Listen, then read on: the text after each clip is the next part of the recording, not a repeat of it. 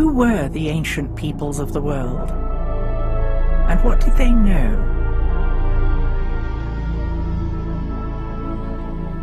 Egyptology tells us that the pyramids were built around 2500 BC. Is there evidence that the pyramids could be much, much older? Has traditional science been able to explain why the pyramids were built? Or is it a puzzle yet to be decoded?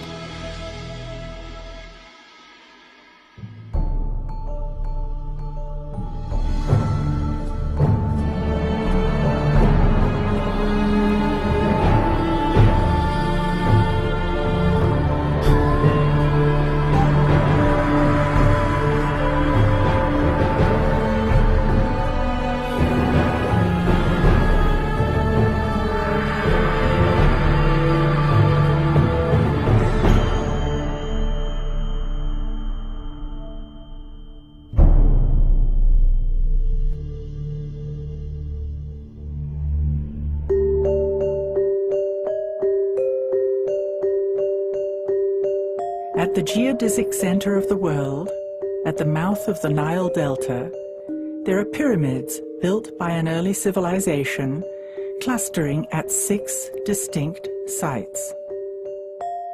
One pyramid is up a mountain. It can be seen from space. Curiously, the inside is open to the air. What was its function?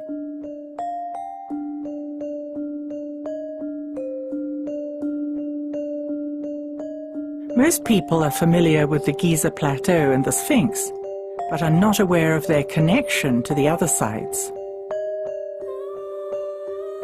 The sites run parallel to the fertile band along the Nile.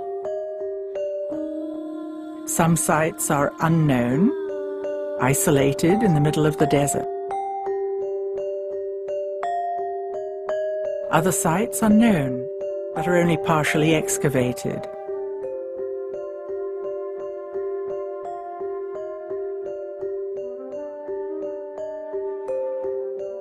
The monumental nature of the sites is hypnotic and stimulates our wonder and curiosity.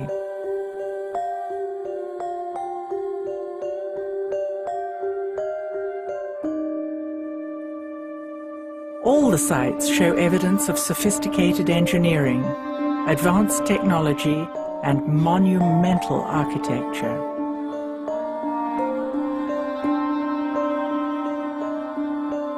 Could the ancients have had an understanding of a superior science?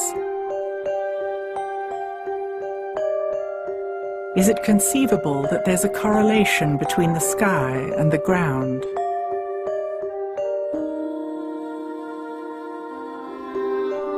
Why do we understand so little about the Egyptians?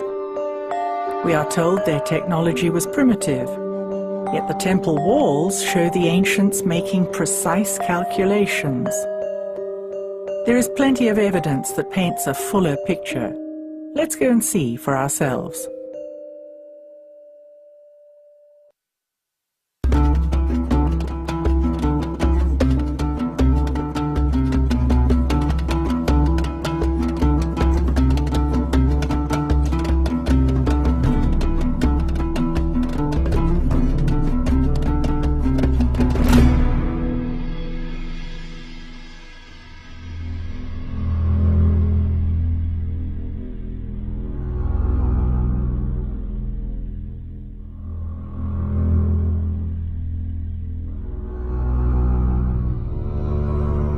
So here we are on location at Abu Raush, which is a fascinating site in that it's up a mountain. This is a pyramid like no other, open to the air. This site really debunks the theory of pulling stones with rope to get them up on top of a pyramid, in that the stone would have to come up a mountain before it went up a pyramid.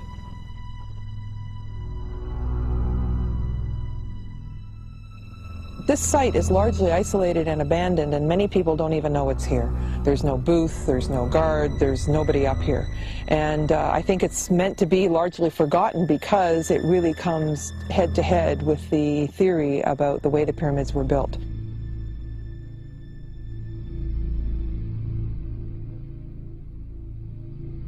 When you look around the site, you see evidence of small stones that are newer, medium stones, and then the ancient large stones.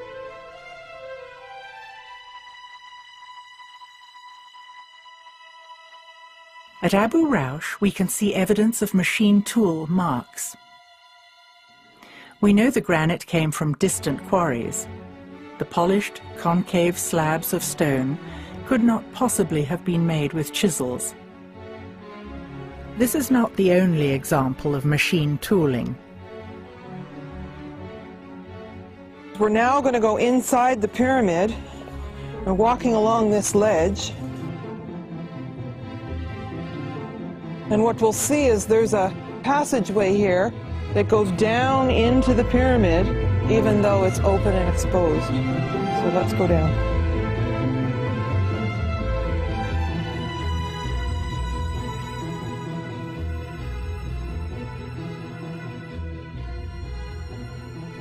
If you stand here, all the way through this area, the stone seems to be blackened, and it's evidence of high heat of some kind.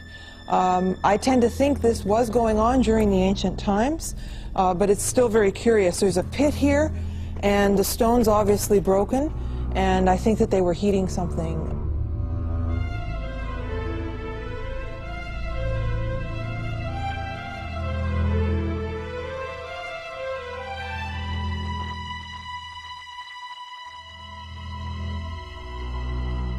This is the northern point of the Band of Peace. It's the top pyramid in a series of 22 pyramids that go from north to south. So we're now north of the Giza Plateau.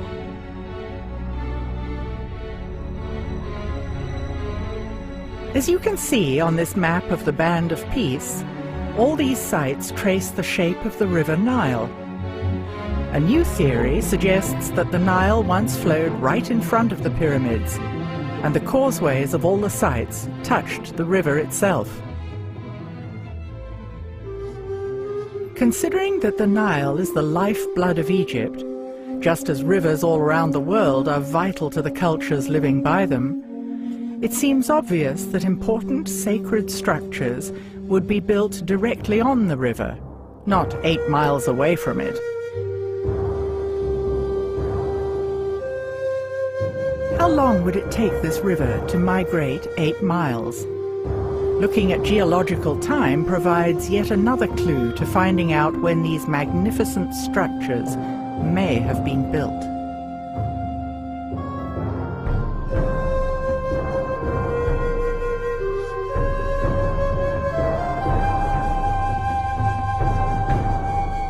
This probably was a seabed, and that the mouth of the Nile started here and that moved along in front of all these pyramids. One of the features of each of the sites in this area is that you can see the pyramids of the next site from the original. From here, the volume of the Great Pyramid and the Second Pyramid look the same. When we get to the next site, we see the volumes are obviously different.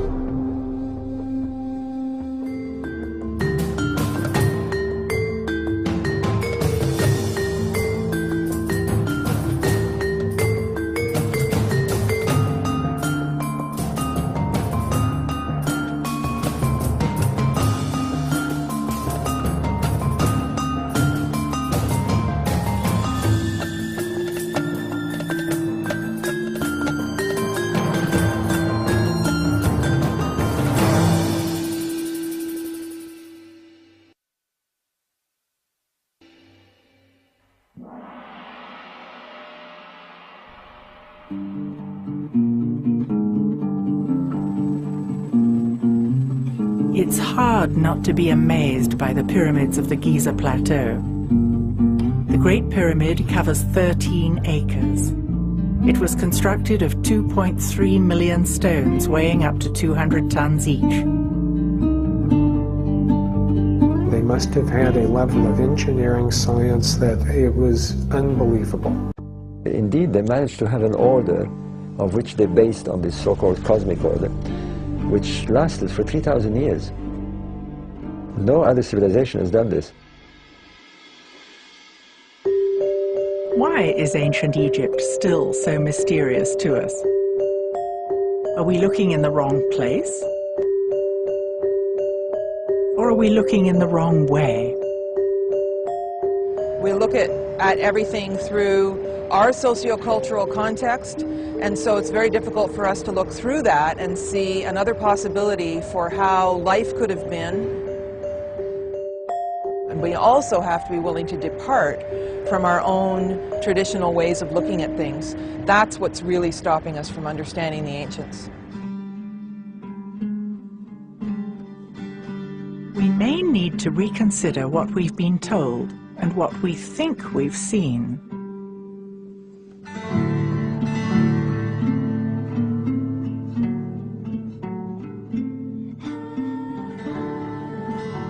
For example, instead of thinking that the Egyptians put the causeway at an angle because the Sphinx was in the way, we could consider another reason. At summer solstice, the sun rises along the causeway in front of the Great Pyramid and moves across the sky, setting between the Second and the Great Pyramid, making it hotter in summer. In the winter, the sun rises in line with the Grand Causeway by the Second Pyramid and sets between the Second and Third Pyramids, making a short trajectory, resulting in cooler weather. It appears that the causeways are deliberately pointing towards the rising sun on the summer and winter solstices. Orthodox Egyptologists insist that the pyramids were tombs. Of all of the wild theories floating around the pyramids, the actual wildest is the one that's accepted without question by all Egyptologists, which is that the pyramids served as tombs. All of those concepts about it being a tomb are nonsense. Of all of the theories for which there's zero evidence, that one has zero squared evidence. In fact, I don't even think there's good evidence that it ever was a tomb for any pharaoh whatsoever. I mean, it's obvious we don't find mummies in the pyramids. There's no question you can bring up that isn't debatable. The Egyptians themselves, in at least one stone tablet and one papyrus, tell the story that ancient Egypt is much, much older than the Egyptologists think it is. Where the Great Pyramid sits, I believe, is on a much more ancient site. Under the Great Pyramid to this day is the descending passage in the subterranean chamber. I think there's very good evidence that that was carved out in what we would call pre-dynastic times. That goes back to a very ancient date. Based on the hieroglyphics that we have, the second pyramid was in many ways regarded as the primary pyramid on the Giza Plateau. Actually, from many angles on the Giza Plateau, the second pyramid is dominant. The structure underneath it, or the base of it, was older than even the Great Pyramid. There was a platform-type structure where the second pyramid is now. You can see from the platform that it's larger than the pyramid, suggesting there was once something else there. Around the base is a ring of granite, red granite, and at least from what I've seen in Egypt, this is something that was often used around the bases or on structures when they were renewing them, they were refurbishing them, they were taking older structures, re-energizing them, rebuilding them. It's demonstrable in that the second pyramid is very definitely built in at least 2 stages, the third built in 2 or more stages. I mean, we really don't at the moment have anything to even provisionally to date them with. With the Sphinx we do. Looking at the weathering on the Sphinx and the Sphinx enclosure, that weathering was clearly formed by runoff from rain, from precipitation. We have the severe weathering, which 99% of the geologists of the world who've heard our evidence concur that it is indeed water weathering and precipitation induced. So it has to have been done by heavy rainfalls in the distant past, and the question then is, how distant was that past? That runoff is coming from up on the plateau. Follow up the plateau northwest of the Sphinx, you ultimately hit the Great Pyramid. The natural topography is the water would run down the back of the Sphinx enclosure, and that's where you see the greatest amount of water precipitation weathering. To have that surface hydrology, you need to have the plateau relatively intact. Now, if you look, currently there's a big quarry interrupting the water flow. So we know that the water flow that was causing that weathering had to occur before that quarry existed. That quarry is well known Egyptologically by inscriptions, etc. That was a quarry that was used when the Great Pyramid was built. So that means that the Sphinx must have been carved earlier. The water was still running down the back of the enclosure wall and causing that weathering before that quarry was a quarry, which means that occurs before the Great Pyramid was built. Basically, we have right there disrupted the traditional chronology. Even Egyptologists agree that the Giza Plateau has a unified ground plan. How does the Great Pyramid display evidence of this correlation? I do think when it was what we would call partially built, it was used as an astronomical observatory. The Grand Gallery, perfectly aligned north-south, opening to the southern sky, would have made a wonderful observational tube, essentially, looking up into the sky. We have shafts pointing to certain stars, Orion's Belt series. We know the stars because they're mentioned in the text. We therefore can use precession astronomy to place the stars back in alignment with these monuments, in this case the pyramids, for example. The Great Pyramid stands exactly at the center of the largest land mass on the planet. Yet, we had no idea of the position of continents until 600 years ago. How could they have known?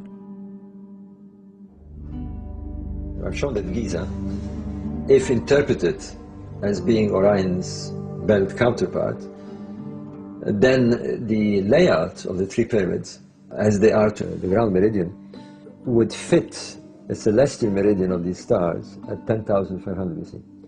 They reach the very lowest point in their up and down move. Looking east, you had the Sphinx looking at the constellation of Leo.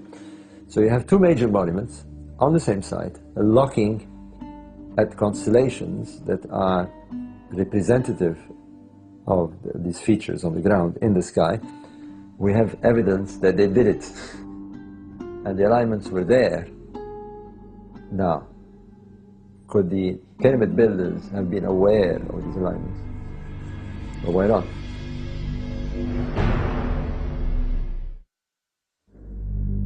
With this evidence, it would seem that it's time to rethink what we've been told.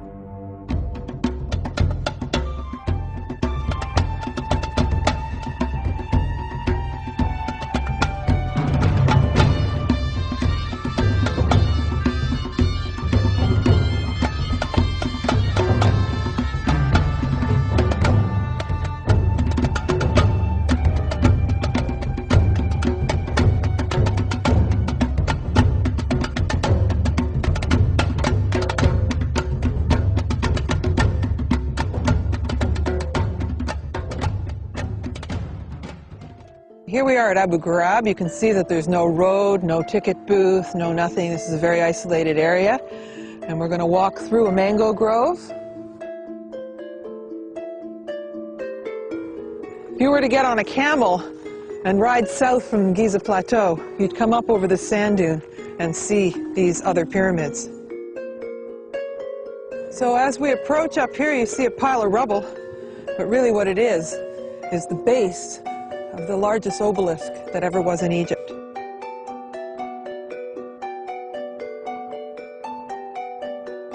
Well, here we come up to the platform of the crystal altar. You can see that it's made of quartz, if you look up close here. These little bits of crystal are coming right off it. And then we have a laser cut 6-foot circle in the middle. No directions. Made out of single solid pieces of quartz. So here we have some stone basins that were found by Sir Walter Emery years and years ago, and the Department of Antiquities lined all these up with the idea of maybe bringing them to the museum, and they really didn't know what to call them or what they were, so they just decided to leave them here, and they've been here ever since. But if you look at the features on these, they're actually made out of quartz crystal. We'll look up close at some of the places, but when there's little fragments that break off, it's actually a hunk of quartz. And there are these little holes inside, and they say that they were for animal sacrifices and the blood would drip through. I don't know. I really don't think that's what happened. No one has ever come up with a theory that satisfies me about what they're for. Is there anyone who knows more about this area?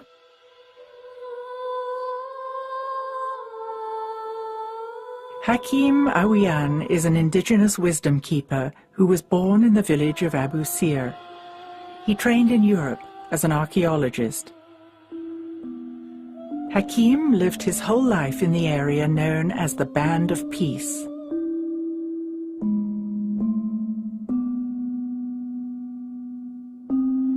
The Giza Plateau was his front yard. 1936-37, the Sphinx then was covered with sand up to the neck, and there was my playing yard. There are tunnels. I used to walk in these tunnels. In water, I used to crawl sometime because it's narrow. At Abu Jarab, we have a crystal altar, a round disc in the middle of 4, a symbol of Hotep, and the word Hotep means peace and food. This round disc, it's a lid on a shaft about 180 feet deep to the level of the ocean. And that is still running water in there, and you can feel it while you're in the area. These instruments were not found in a line like you see today, it's 9 of them, but they found around the area. And there is still some more to be found. And then we have oldest obelisk located in Egypt. Next to that altar, what's left of the what you call hieroglyph writing, that is Sufi writing. It has the obelisk and the disk of the sun and words saying the heart of the sun. Ibra.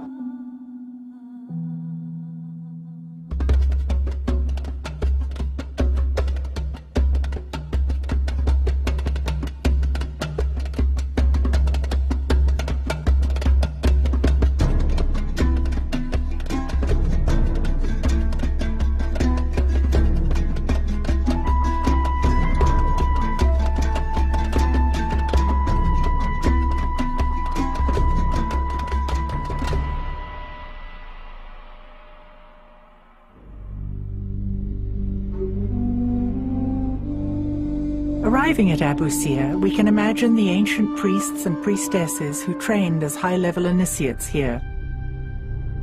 Just as we have monks, nuns, and priests nowadays, the ancients trained initiates in ritual practices that served the highest good of mankind.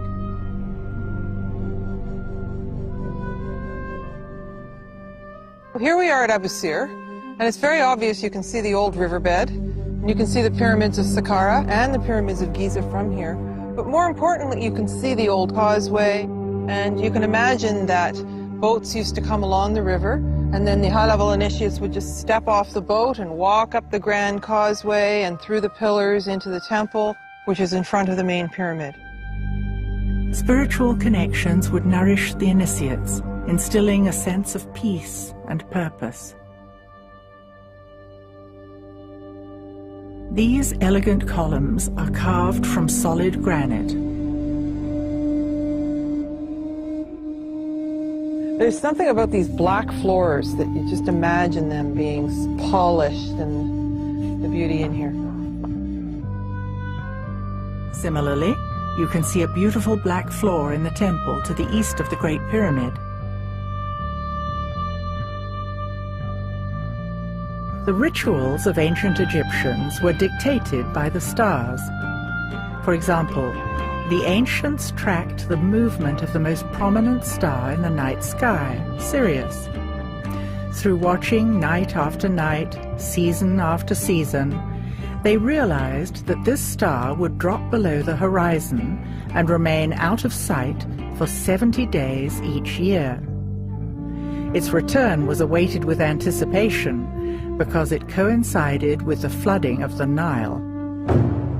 Now, what happens during those 70 days? Well, if you observe the sky, you will notice that the sun reaches a certain point in its apparent cycle along the zodiac. It's somewhere above Orion at the beginning of the 70 days. And it drifts approximately a degree every day towards the constellation of Leo. So the 70 days are bracketed by Leo and a point somewhere above Orion. That point is where the Pleiades are. In the sky it's very clear. I mean, we know what happens during the 70 days. Now, assuming on the ground that the three stars are represented by the three pyramids of Giza, and that the temple of Heliopolis represents the constellation of Leo, then you have another feature. You have the Nile that separates them both. Similarly in the sky, the sun at the beginning of these 70 days is about to cross the Milky Way and head towards Leo. So if you take the three stars of Orion's belt as being the three pyramids, then you have a scale. You know their distance, and therefore you know the stellar scale that you're talking about. And if you use that scale, you work on the same scale, then the position of Abu Sir fits the Pleiades. And surprisingly, there are 6 pyramids there, and there are 6 or 7 stars there, and they seem to be in a cluster. And indeed, the sun's path is just below the Pleiades. It's not through them, just below them. And odd enough, we find the sun temples just below the Abu Sir pyramids. So we've got sun temple to sun temple. I now call it sun stations. It looks like these were the stations that on the ground the Solar King performed these 70 days rituals. A bit like the stations of the cross. So you can see them in a much more archaic and grandiose way. The king went along to these stations, if you like, to perform his rituals, his passion.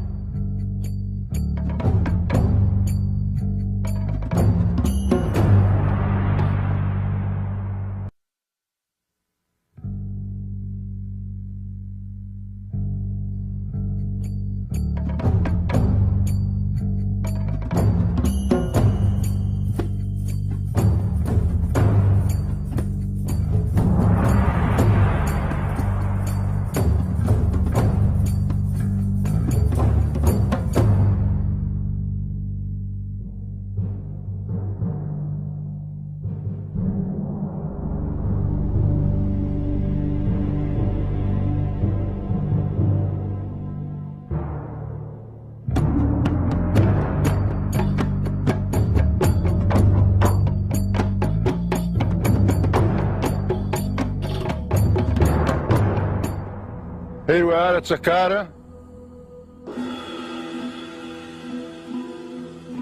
This is the famous step pyramid of Djoser. Djoser is a title to the king of the 3rd dynasty, 2900 BC, roughly, said the books. The step pyramid is located in a big courtyard, much older than the pyramid itself. And you can compare yourself with the same eye. You look at the pyramid and you look at the wall, you can see the difference. These chunks of stone in front of Hakim are quartz crystal. Then it reflects the crystal tile on the ground. This is what's left of it. This had been quarried by the natives in the area in the 17th century. We see the remains of a quartz floor at Giza, in the temple to the east of the second pyramid. Now I'm pointing the jade pillar, which is symbolizing one of the ancient gods, Osiris. And jade is a word we still use to address the older people, like grandmother and grandfather, jade. It goes back to the story of Osiris and his brother Seth, the bad guy, who put Osiris in a coffin, throw him in the ocean. The ocean took him, place Phoenicia, Lebanon today, and there is the cedar tree grows, and the roots of the cedar tree captured this coffin till it has been found by his beloved sister Isis.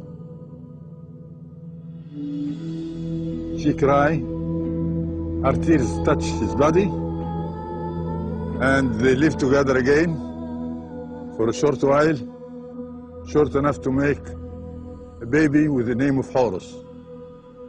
The story of Isis, Osiris, and Horus is fundamental to Egyptian cosmology. Isis is connected to the star Sirius, and Osiris is connected to the constellation of Orion. Horus is their prodigal son. I'm going to take you now to see that hospital, the healing with the sound. Stories about ancient healing techniques were passed down from generation to generation by the elders. Hakim explains how sound played a part in diagnosing and healing patients. That line of construction you see like 3 chambers, it's what's left of the house of the spirit. And it's a healing system with a sound. It's a medical investigation table. And the patient have the right to use either side of the stairs. One on the right, one on the left. So he have to follow, or she have to follow her own antenna to climb up there and choose the point where she stands. Because each point is connected to a cheek chamber. We have 22 of them, 11 on each side, no ceiling. And when you go inside, you can see a niche where the physician put his head in the niche to see what's the matter with his patient laying on this table. And that works with the sound. And the sound, the source is running water in a tunnel underneath here. So it's a big map of tunnels underneath here. Let's consider that the pyramid sites along the Band of Peace are sophisticated harmonic structures, not only mirroring positions of the stars, but designed to replicate harmonic cavities of the human body. It seems that the chambers in the pyramids are harmonically tuned to a specific frequency or musical tone. Sound healing techniques were used to restore the patient's body to the correct harmonic within. This is the view of Abu Sir to the north of Saqqara, and here is the view of Dashur to the south.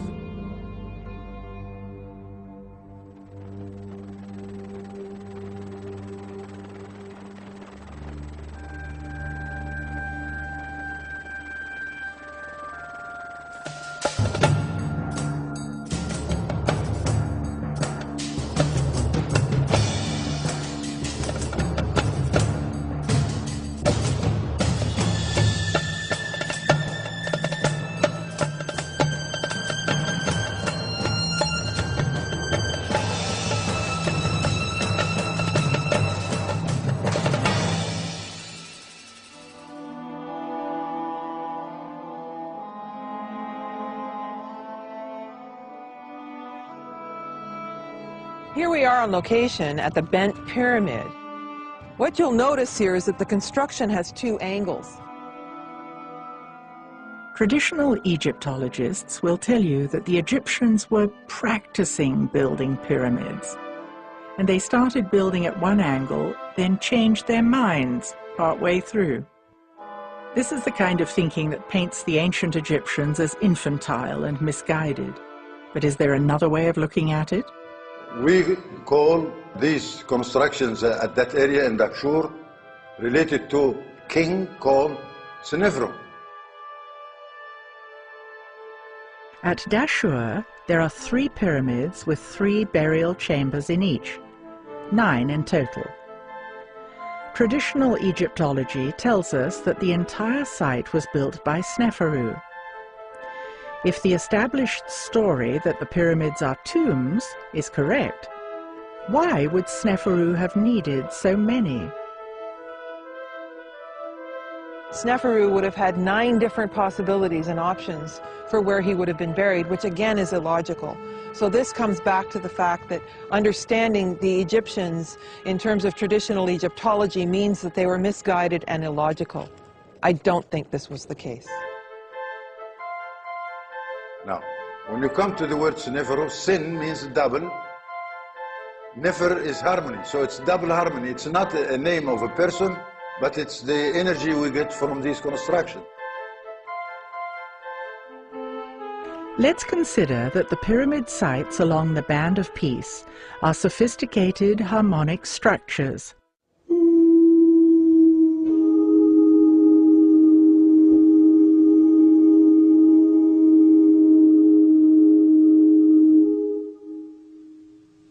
It seems that the chambers in the pyramids were harmonically tuned to different frequencies or musical tones. The Bint pyramid, it has 2 chambers for 2 different sounds. Each chamber in each pyramid, then, could be exemplifying sound technology with distinct tones, creating huge fields of harmonic resonance.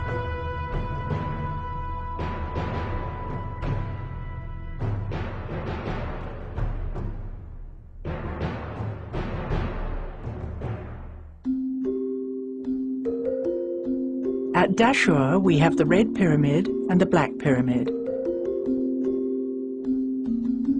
The Bent Pyramid is covered in white Tura limestone. So we have red, white, and black.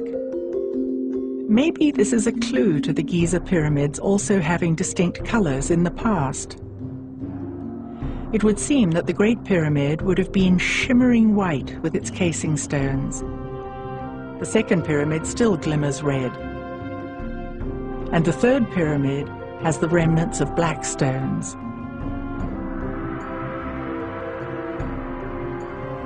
This is the old riverbed where the Nile flowed in times past.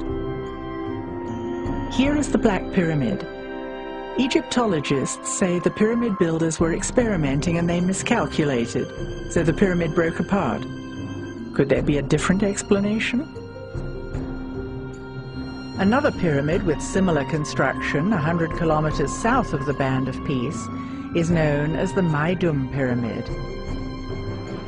Today, when you walk around Maidum Pyramid, you'll find out that on the ground is a coat of black color flint. And the evidence is this. When you pick up one of these flints, you see it's black at the top and the bottom is a different color. And there is a catastrophe happening over there. I want you to look at the ground. You can see a coat of smoke affect the flints on the ground. Maidum is not the only place that looks as though there was an explosion. Look at this giant crack in the solid stone of the Red Pyramid. It would have taken a huge force to crack the solid rock. There is a crack in the subterranean chamber in the Great Pyramid. And there is another one in the Grand Gallery. There are weird chemical burns in the Red Pyramid. What could have caused these?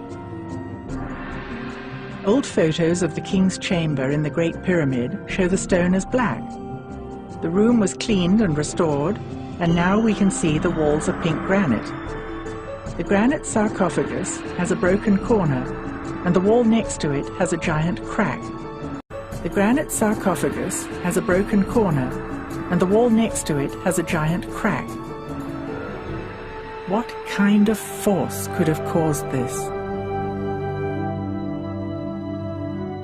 Is the Department of Antiquities erasing evidence under the guise of restoration? Where did we get the history of Egypt? Herodotus was a Greek historian in the 5th century BC. He wrote from his perspective with help from local people, and we have been repeating it ever since. It's a fake story.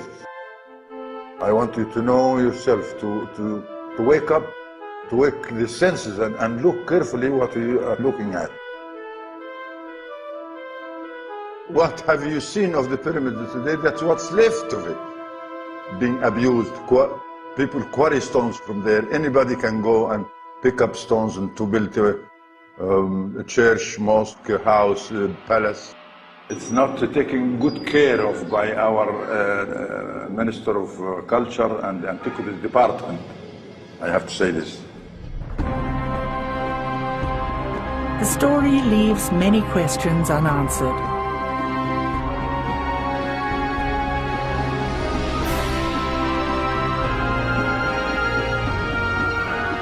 Maybe it is time we use the evidence to reconsider what we've been told.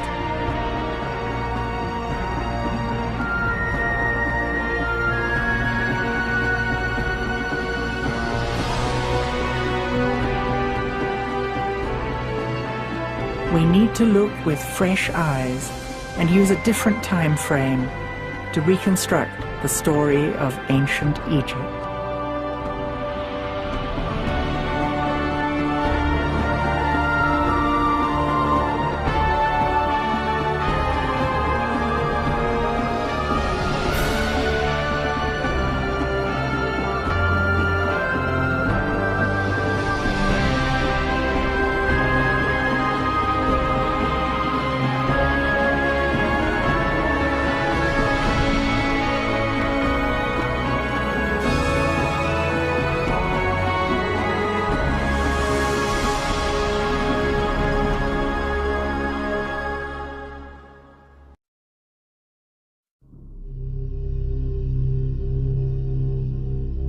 We are accustomed to our own technology and find it difficult to recognize that the ancients may have had sophisticated technology of their own.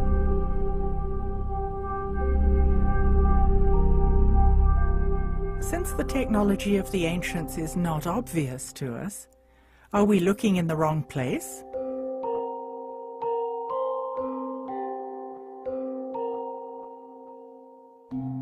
Could it be they had power systems, but they were entirely different from ours today?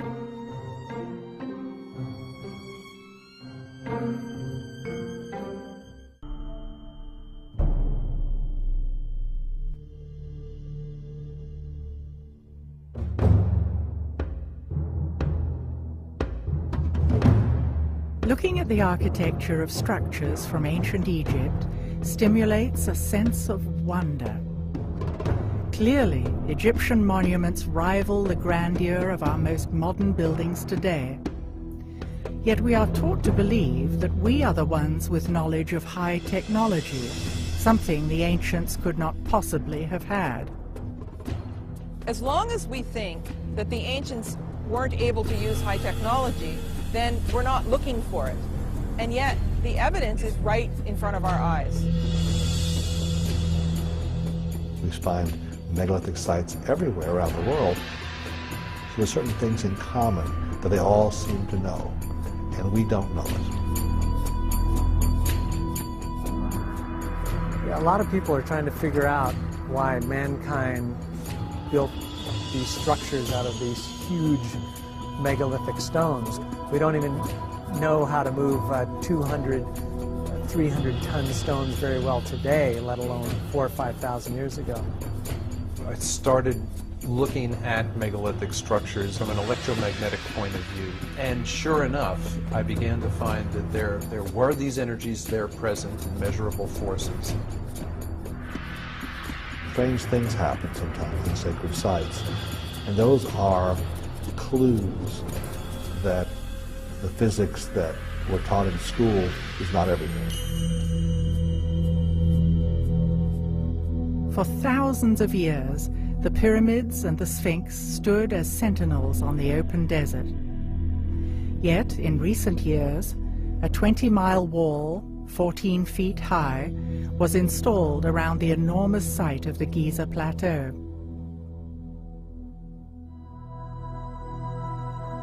There are about 100 armed guards patrolling the pyramids at night.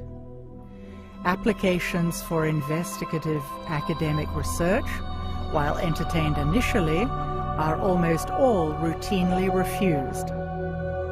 Unlike in times past, tourists are now being restricted from taking photographs in the Egyptian Museum. The monuments of Egypt are World Heritage Sites.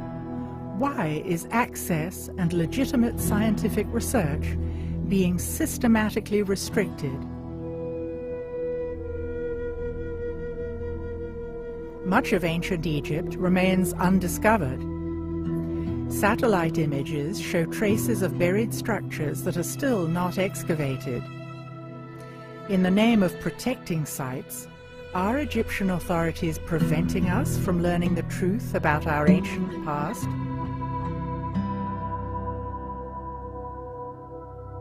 Despite strict regulations on what kind of research is allowed, there is still an extraordinary amount of evidence that shows that the ancient Egyptians had knowledge that has been lost.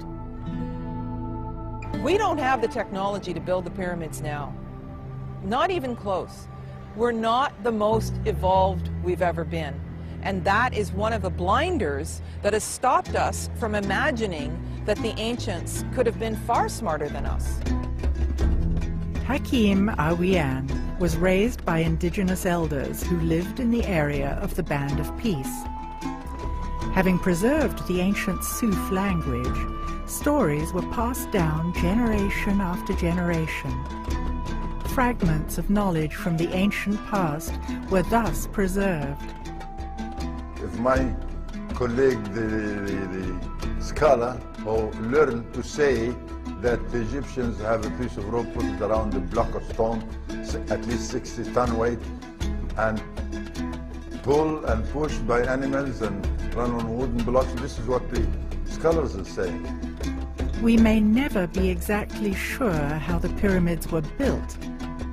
Yet we can begin to reconstruct our understanding of the culture living in the Golden Age and their values. Traditional Egyptology insists that the pyramids were built by slaves to feed the egos of kings. Does this fit with our emerging construct of Egypt in a golden age? There is no slavery. All workers are willingly pyramids builder. This is a qualified people of architecture, engineers, and they deal with all the power by cutting stones, transfer it, and use it. And that is clear, not only in the pyramids, and in the temple walls, and many places you can see that clearly. There are clues throughout Egypt that point to knowledge of high technology. A fascinating thing occurred when a chunk of stone recently fell off a lintel at Abydos Temple, and controversial images resembling a helicopter and other advanced-looking vehicles were revealed under the stone. It would seem that the images were covered in the distant past when things were changing politically in Egypt. Nowadays, Egyptian tour guides are explicitly instructed not to point these out to tourists. The Egyptological explanation is that it is multiple hieroglyphs overlapping from distant kings' inscriptions. But, like many things in Egypt, the explanation is still debatable.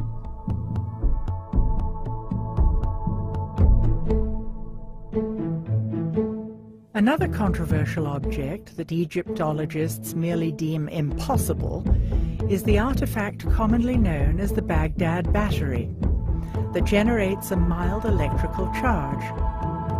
Similar ancient artifacts that match these objects have been found in Egypt. We can't say for certain, but it would appear that the Egyptians documented the existence of these artifacts as well. Recreations of these objects have been made and have successfully created electric current. Also noteworthy are strange representations of objects that resemble light bulbs, found in the crypts at Dendera. There was no natural light inside these underground crypts, but we see no soot from torches or oil lamps, the only lights we know the ancients used. Could the ancient Egyptians have had their own source of electrical power? If nothing else, the ancients had to cut, move, and lift massive stone blocks that would challenge our engineers today. What was their secret? We automatically assume that ancient structures are for ceremonial and religious purposes. Maybe the pyramids served a completely different function than previously imagined. There's been lots of speculation about what the pyramids were actually built for. The most accepted notion is that they were tombs.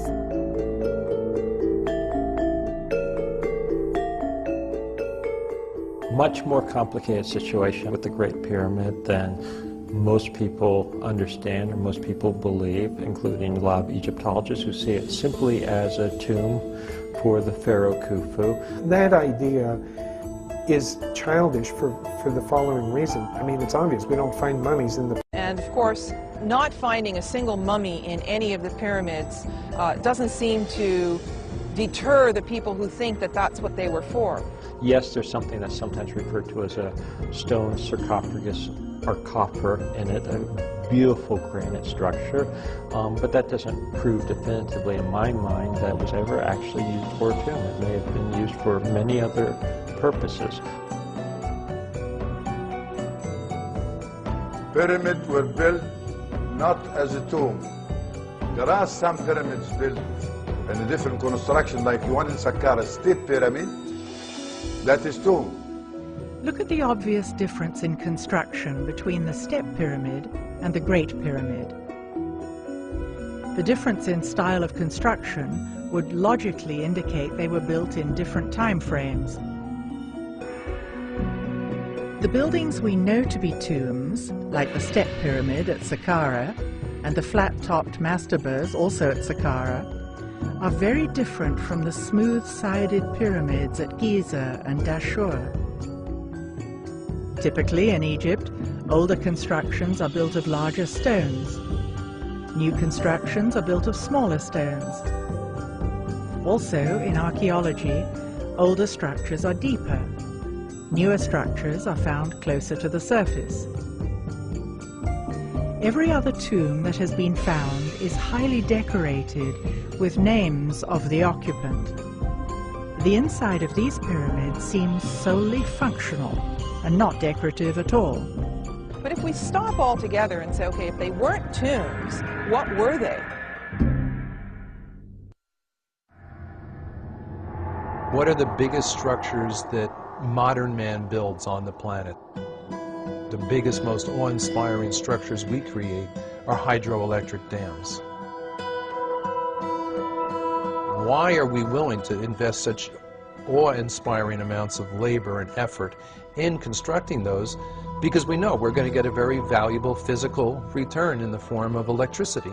And by comparison, I wonder if the ancient megalith builders weren't willing to invest such staggering amounts of resources by even smaller populations because they knew that they could get something very physical and worthwhile back from it. People are fascinated by Egyptian monuments. and some report the energy is palpable at these sites. Is it possible to confirm this energy through scientific means? What I've been finding in the last 20 years of research, a lot of experiments have been done that show that there's a certain type of energy that does not exist in our current science. It's unknown with our current science. We call it subtle energy. Well, this is a whole new trend of thought in looking at ancient structures, that maybe the ancients understood subtle energies.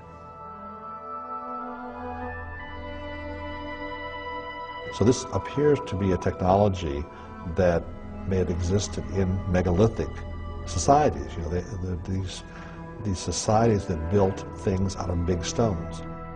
It makes sense that you could motivate an entire population to invest so heavily in building these structures, I think. And I don't mean to say by any means that this is the only purpose of the megaliths, but I think it's pretty clear that it's at least one of the primary or one of the important purposes for building these structures. We find megalithic sites everywhere around the world, and there's a tendency to make circles or certain types of formations. Megalithic sites occur all over the world. Is their placement random, or does the location of these sites reveal yet another hidden layer of ancient knowledge? One thing I found looking at different megalithic structures over a few continents in numerous places around the world, overwhelmingly these places, the pyramids, the Stonehenges, etc. of the world, were placed on ground where an unusual type of geology naturally concentrates the regular daily natural electromagnetic fluctuations that occur everywhere on the Earth each day. If you go into England, for example, the ley lines that cross England, the Michael Line, which is hundreds of miles long that crosses England, that carries this energy along that line. It will therefore generate electric currents in the land called telluric currents in the straight geological sense of that word.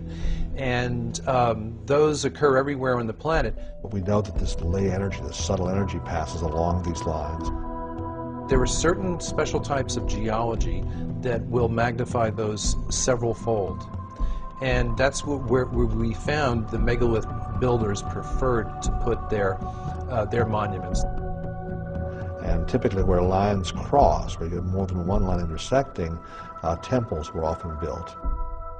These are called conductivity discontinuities, which sounds highly technical, but it's merely the place where one area of ground that has a good ability to conduct electricity meets another area of ground that has a lesser ability to conduct these natural electric currents. The Chinese had the same tradition.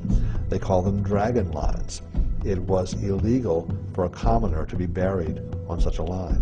A king had to be buried on such a line. They put palaces there. There's a whole series of sacred sites that are always built on lines like this. I want to say in this area about the location of temple. You have to have symbols appear on the ground. When it's seen, then this is the place where people naturally come to get more healthy energy from that spot. You know, energy pumps from the earth. And it appears as though they were attempting to control the flow of this energy and use it for their own purposes.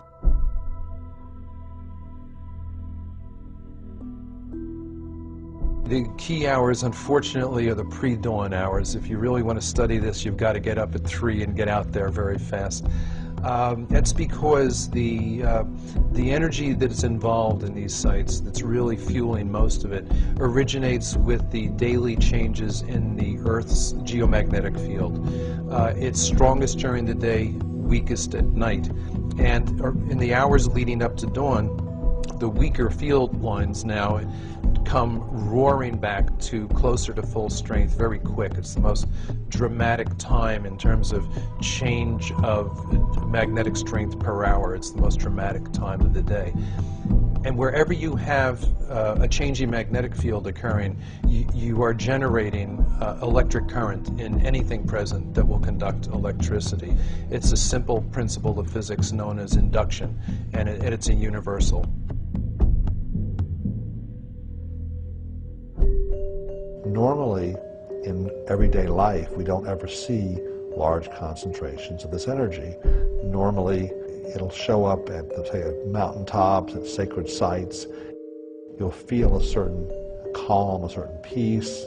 Sometimes people in those places report mystical experiences. They'll see into some other dimension, okay? They'll see into some other time. The Chinese have known about this for a long time, and they call it qi. The Hindus, in their ancient texts, call it prana. And the yogis, that maintain a very ancient tradition, use it. It affects a variety of different processes. Electricity, magnetism has a strong effect on that. So it modifies all the other laws of physics. When you look back on how sacred sites were chosen and buildings like the pyramids were constructed, the suspicion arises that they understood quite a bit more about this stuff than we do, and they may have been using it in their engineering. Then the megalith builders designed these structures and then built them in such a way as to further concentrate those energies. So they definitely seem to have known what they were doing. We are not used to things built out of stone being high technology. It is clear that several different kinds of stone from a variety of sources were used to construct Egyptian monuments.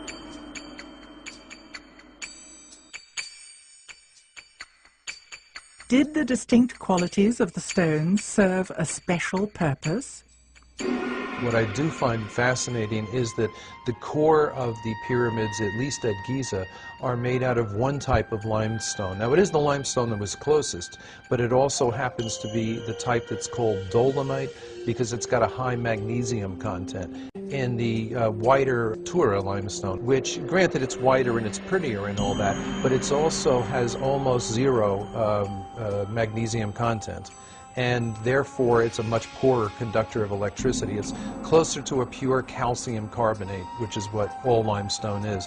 And pure calcium carbonate conducts electricity much more poorly than dolomite does. It's interesting to me that those outer stones were the ones that they cut so precisely that all these thousands of years later you still can't get a razor blade between them.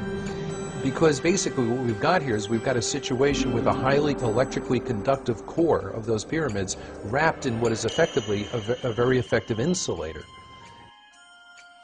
Why the granite in the passageways, you know?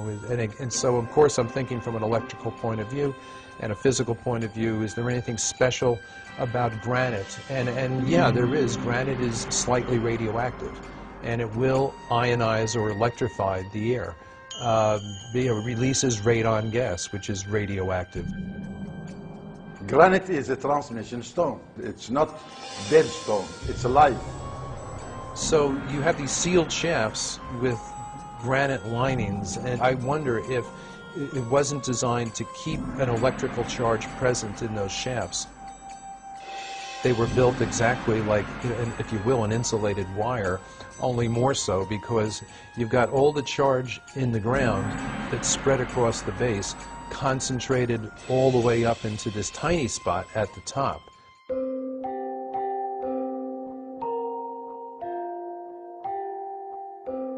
We find similarities in three different constructions. The one at Giza here, Valley Temple, and one at Abydos, and another one abroad in England, the Stonehenge. Same material being constructed with, and same way and same technique. But the construction there, it's built in addition to have the water, because it's water bed. It's a huge water bed, and it's still working, still producing water. In Egypt, you do have a similar situation to England in that you have limestone aquifers under the monuments. An aquifer is an underground layer of porous, water-bearing rock. Water flows through the aquifers as rainfall, or when rivers and lakes flood, the water drains into them. And movement of water through limestone or chalk aquifers is known to produce electrical charge by two different processes that are self-reinforcing. And I've personally measured this for a week at a stretch at Silbury Hill in England, for example. Right before and after thunderstorms, as the water is sinking into the ground, we measured the increase in ground current, the change in the magnetic field as that happened, etc. And in Egypt, you had the Nile crashing, dropping every year and then flooding again. And that movement of water up and down through the layers of limestone would generate electrical charge. Flowing water generates at least a mild electrical charge, which means it generates an electric current, which means it generates a magnetic field as well. So if you were looking to give an electrical charge, a little boost to, say, a mound or something like that, it makes a lot of sense to have it at a minimum running water. And in fact, at Tiwanaku on the south shore of Lake Titicaca, their biggest monument, the Akapana Pyramid, was terraced in such a way as to have the water come down in waterfalls that alternated outside the pyramid, inside the pyramid. But that kind of falling water generates enough electric charge that one of the common school physics experiments is you can, in your own sink at home, if you can divide the stream of water coming out of your faucet into two separate streams, you can take a little LED indicator light and put it between the streams, and it'll generate enough electricity that maybe every 20 seconds or so the light bulb will come on. And then the question is, did some of those layers of limestone run up the Giza Plateau? And they did, and they did, come up to the surface underneath where some of the pyramids are located. The idea would be that it would be the rising and falling of the Nile that would produce this electric ground current by moving through the different layers of the limestone aquifer. And when there was a dip, say, in that supply, maybe that's when the ionized air in the granite shafts and galleries could help keep the process going, if you will. I tend to wonder if the electrified shafts might not have been able to act in a similar fashion to your car battery when you come to a stoplight. Normally, your battery is not being used when you're driving your car. The alternator provides all the juice. But when you stop and that alternator is turning very weakly, that's when you want the battery there to keep everything going so your engine doesn't cut out.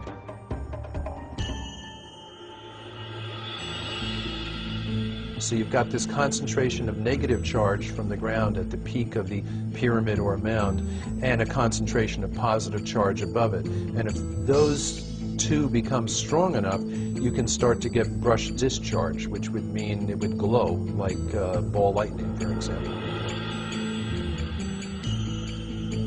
It's a theory.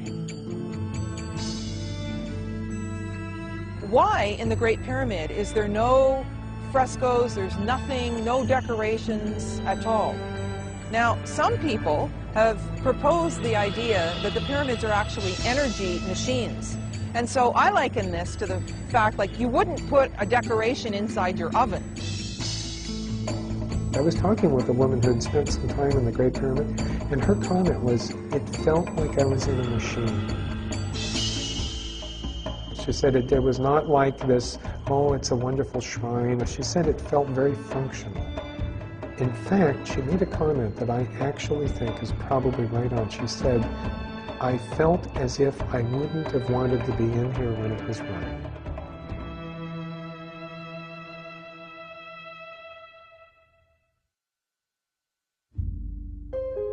Invisible, subtle energy occurs around us all the time and is measurable by science.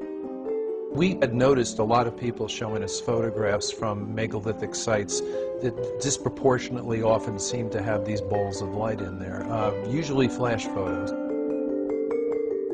Orbs are often written off as dust or other particles in the air, but that does not change the fact that they seem to occur more often in particular places at particular times. At Tikal, at the top of the most energetic pyramid that we found down there, We took a lot of flash photos during the course of our 8-hour stakeouts, which would run from roughly 3 a.m. till 11 a.m. And on the pyramids that were electrically dead, that had no juice, nothing going on, which were the big fancy ones, but the most recently built ones, we would take photos and find out eventually when they were developed, no orbs, no glowing balls of light. But on the oldest pyramid down there, where we did work and got all kinds of results, that was 1,200 years older than the big fancier ones. In that case, the photography we got back from our own simple flash cameras, they were literally choking the screen with these balls at the period at which the air had its highest in electrical charge. And on the strongest day down there, I was recording electrical charge higher than I've recorded even in thunderstorms back home. We don't know what orbs are, but our personal guess is that they're balls of ionized or electrified air that will tend to hang together. A good analogy would be ball lightning, where it's simply so electrified that the molecules are excited enough to glow. Other evidence shows that there is energy occurring naturally everywhere on the planet that our science knows about but seems to ignore. Nikola Tesla sought to provide the world with free wireless electricity for everybody on Earth. He discovered that electricity occurred naturally throughout the Earth's atmosphere and ground. The telluric currents in the ground that John Burke discussed, and the electricity present in the ionosphere and the atmosphere, which is ionized by the sun. He also created and developed ways to harness those energies. Tesla, who teach Nikola Tesla to get to that power of electricity? And he didn't invent it, it's already there, but he know how to use it. And not only that, he did not take an advantage like Mr. Edison. Tesla wanted to harness the natural energy that exists everywhere on Earth and make it free to the public. Edison endeavored to produce and distribute electricity by creating a regulated monopoly for profit. He became rich and the people more light into their home. Yeah, so Nikola Tesla, he's the one think of how to use this energy. Between 1901 and 1917, the Tesla Tower was built on Long Island as a wireless broadcasting system for telephone and electrical signals. Interestingly, it was constructed on an aquifer with descending passageways and tunnels beneath it. At the time, few understood how it worked. Tesla's funding was ultimately dropped by J.P. Morgan because Tesla wanted the wireless electricity to be free, and therefore J.P. Morgan couldn't make a profit. So even though Tesla's genius was seen by many, he was still driven into obscurity. The energy to create free wireless energy has always existed on our planet, and still exists today. And it's not the only energy on our planet, there's plenty. Rivers are flow by energy, tsunami is energy, frequencies are energy. If we have the electricity now, it's based on explosion energy. Now, the sound energy based on a technology different from the explosion energy, and it's known as implosion energy. This energy was not the kind of energy that we have that pollutes. It was a completely passive energy that had no byproducts. The energy we use today is generated by combustion and is non-renewable. It is called explosion energy and leaves exhaust and pollution. Our system all over the planet today is based on the explosion energy. That's why the petrol is too expensive. In contrast, implosion energy, like solar panels and wind power, is clean and renewable. we are beginning to realize that we need sustainable energy. Implosion energy, very simple. All what you need is the beam of the sun on a running water. Not just running in a straight line, but in a zigzag. And that's, you find all the tunnels are in a zigzag form for such a purpose. In addition to the limestone aquifers underneath the pyramids, there is evidence of a network of man-made tunnels. As a boy, when I'm living in my house, which is a few hundred yards away from the nose of what we call the Sphinx Tefnuti, this was my playing yard, and I know tunnels. I walked in these tunnels, I swim in these tunnels, I crawl in these tunnels, and I know that this is one way of creating energy.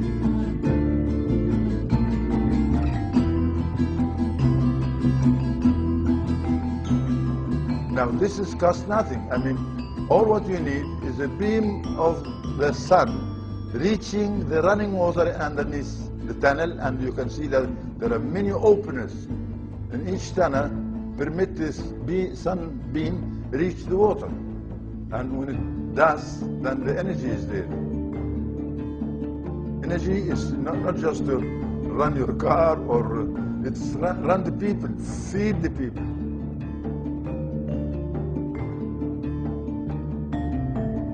If the pyramid fields of the Band of Peace and the network of underground tunnels are still there, why don't they generate energy the way they used to?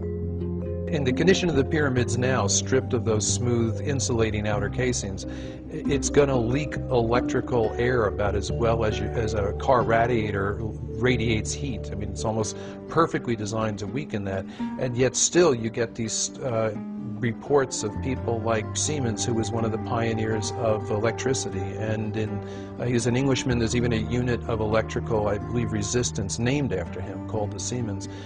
He was on top of the Great Pyramid, I think, during the 1880s, and they began to notice that when his Arab guides stood up and spread his fingers, they'd hear a ringing. And when he closed them, you wouldn't. And he stood up, and he could sense the literal electricity in the air. And on the spot, he improvised an instant Leyden jar, which is one of the earliest things they used to use to store electric charge. And he did it by opening a wine bottle, wetting some newspaper, wrapping the wet newspaper around the glass wine bottle, and holding the wine bottle up above his head until sparks started to issue from the wine bottle. And at that point, his Arab guides started accusing him of things like witchcraft. They got into a physical struggle, and he accidentally touched one of the guides with the charged wine bottle, and it knocked the man to the ground and unconscious for a short period, after which they took off down the pyramid. But there was, in other words, a professional scientist familiar with electricity in its rudimentary but accurate forms, sensing exactly that, even in this ruined condition that the pyramid's in today. Yeah.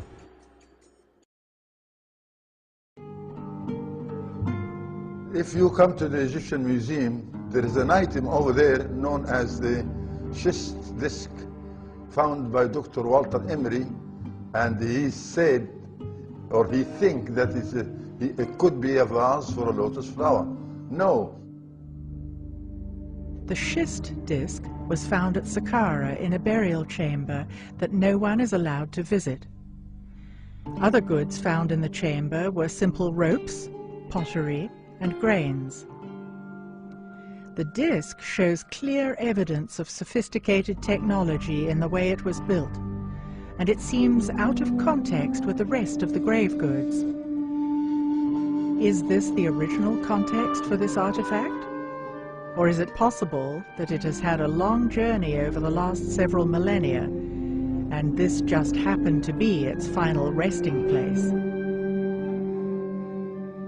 Look at this hollow stone tube.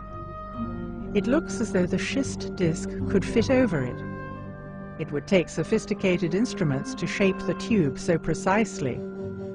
How did they do it? To cut the stone. This is by a sonic cut with no metal instruments like bronze chisel or this. No, it's another stone. And this other stone, it's the hardest stone you can find, which is the diamond.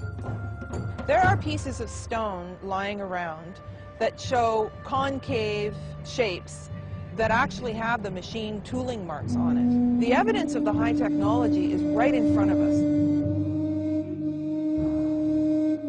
Look again at these quartz objects. Aside from their unique and amazing shapes, could they have had another purpose? Today, quartz crystal is used as the basis of all kinds of modern technology. It is most commonly used in crystal oscillators. Technology uses oscillating frequencies from tiny quartz crystals that vibrate at certain speeds, with a signature vibration for each device. AM/FM radios, CDs and DVDs, computer processors and Ethernet rely on quartz crystals. Could it be that the ancients were tapping into this technology and using it on a much larger scale, in a way we can only begin to imagine? Of course, we can't say for certain, but based on what we've seen, we can theorize. Energy can be created and manipulated in many ways. It is the lifeblood of a civilization, and therefore an important resource. In Egypt, there are 67 constructions all along the Nile like sails. And for those who has the eye, they can tell from the shape of that construction. The straight form of angles, that is a pyramid or a construction for energy, a plant for energy. That's what we have.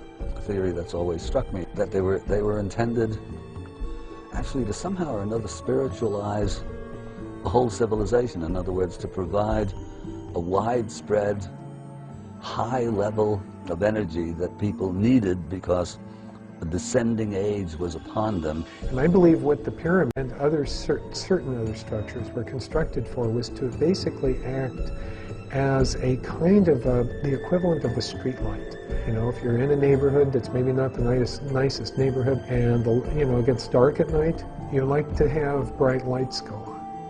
And that's effectively what the Great Pyramid was. Now, these were not lights that illuminated it so that people could see where they were going.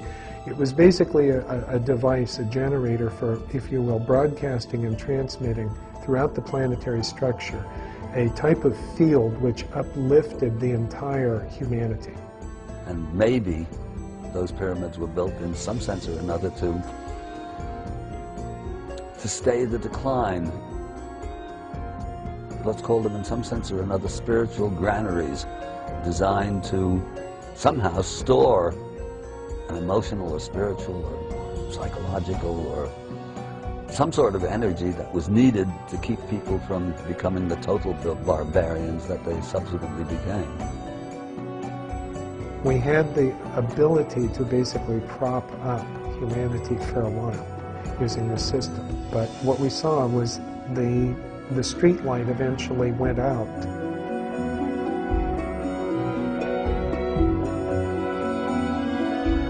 The original knowledge got lost, and the later builders were building them out of ego. They were monuments to the king, if you will, but they were no longer engines that could help feed their people. Catastrophes around the world damaged, or if you will, decommissioned some of these sites. So some of them went offline, just like a power plant going offline.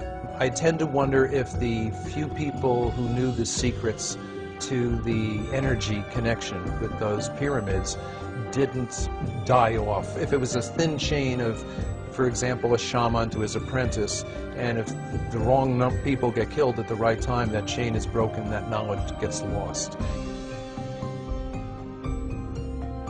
As long as we think we are more advanced than we've ever been, we are blind to technology based on subtle energies. It's not fair also. It's not fair to deny what you can see and touch by your own hand. This is all needed, a technique, and we have that technique still. but nobody wants to listen.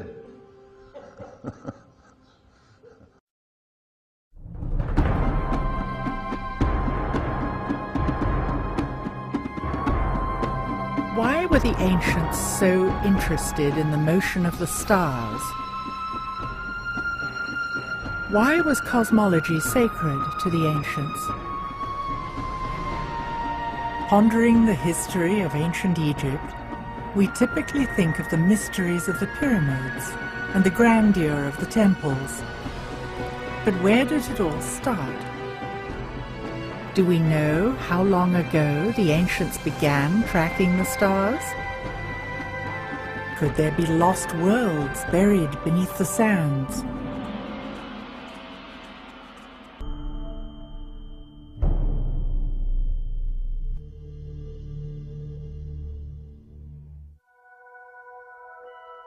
Cosmology is the study of the universe in its totality.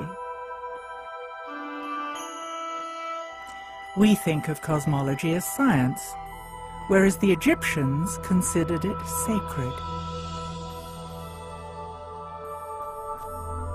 There's one thing we know about ancient Egypt for certainty, is that they observed the star Sirius. And we are sure when they speak of that star. Everything that comes out of the ancient world has to have a spiritual and metaphysical base. The ancients, and the ancient Egyptians in particular, but probably ancient civilizations more generally, saw themselves, humanity, us, as tied in with the bigger environment, the cosmos, the bigger picture. They built monuments and they aligned them. But what for, and do their belief systems have validity today? If we want to decode Egyptian symbolism, we should look for clues in the ancient language that Hakim learned as a child from his elders, living along the Band of Peace. Looking at the many images left by the Egyptians, we have assumed that they were obsessed with death. Turning to the ancient Suf language, however, we learn that they didn't even have a word for death. They called it westing. We have no word of death in our culture. No word death. And to express this operation of death, we say westing. Going towards west, like the sun rises from the east, and it's westing. So there is no word of death here. We believe in resurrection. If the sun sets in the west, the resurrection happens in the next day when the sun rises in the next day. So the deceased believe that it's just like the sun. The Egyptians obviously had a very different worldview from ours today.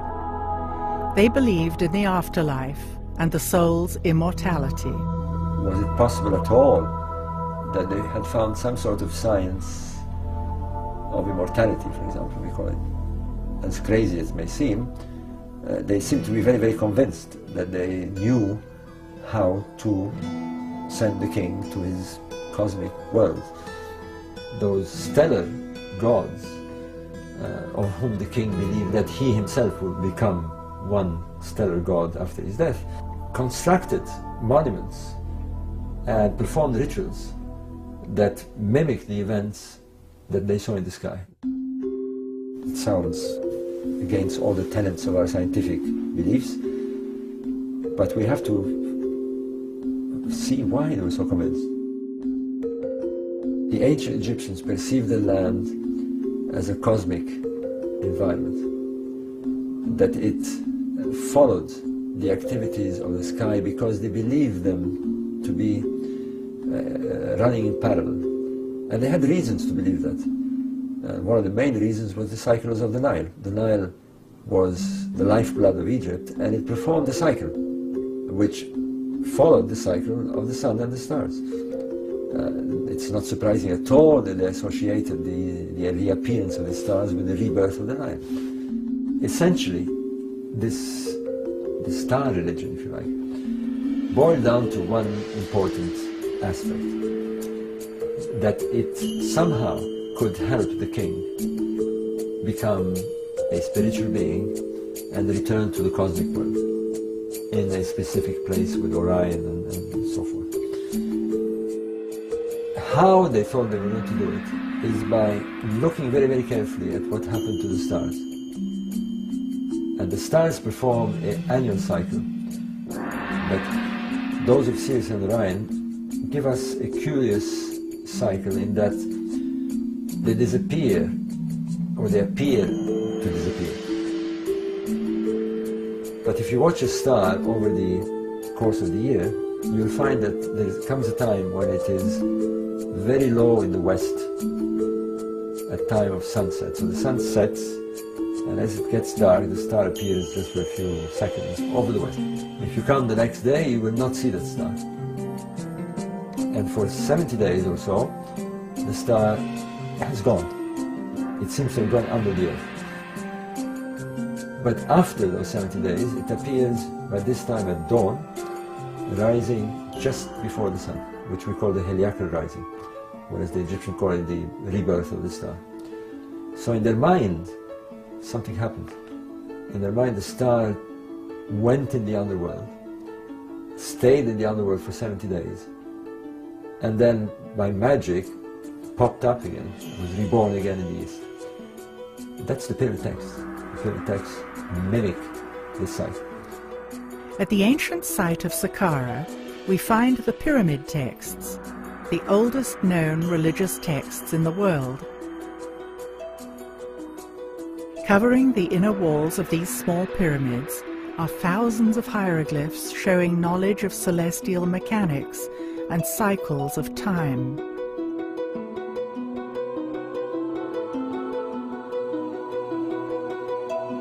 Although we've come a long way in our understanding of hieroglyphs, it is possible that many layers of meaning in the symbols remain hidden.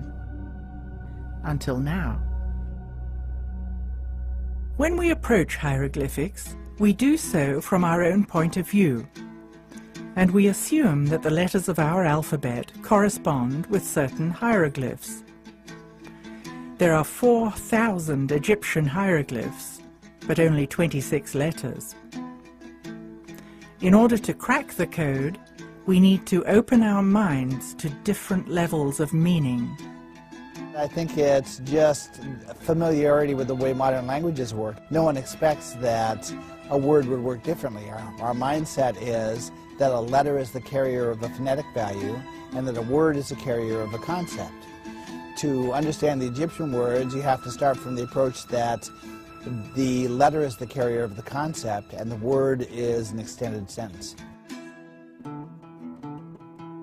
There are nuances of meanings to the words that you don't get if you don't understand what the individual glyphs mean. For instance, there's an Egyptian word that is translated as diving duck, but when you read the glyphs it really reads pool of water, place of diving duck. In 1822, French scholar Jean-François Champollion and British scientist Thomas Young deciphered the hieroglyphics from the Rosetta Stone. The stone was created in 196 BC. It showed the same text in hieroglyphic, Greek, and Demotic Egyptian on the one tablet. Scholars have used Champollion's translations as the basis for deciphering hieroglyphs. Could Champollion have missed subtleties or even withheld some information? One biographical study of Champollion said that he delayed for a very long period of time before producing his translation because, in the words of the study, he clung stubbornly to the idea that an Egyptian glyph might mean something more than just a phonetic value. Laird Scranton is a computer software engineer who has interpreted a new aspect of hieroglyphics. Basically, Egyptian hieroglyphic words work more like an acronym in English, like the phrase FYI or an acronym such as CIA or CBS, where anyone who reads English understands that you don't try to pronounce this word.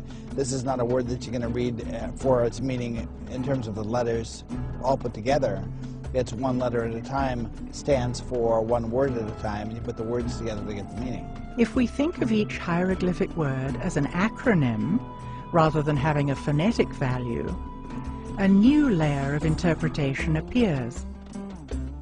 Hieroglyphs reveal in symbolic terms the way the ancient Egyptians thought the universe works. I can show that certain key glyph shapes came out of cosmology, which describes how the universe was created. Okay, and because the shapes came out of cosmology, it makes sense that the meanings that attach to the shape are associated with cosmology also. They would have meanings related to the creation of the universe. Once you agree that the sun glyph means what it means, and that's all traditional meanings, it's hard to argue that the word month doesn't say the moon makes an orbit. Or it's hard to argue that the word year doesn't say time of the Earth's orbit around the sun.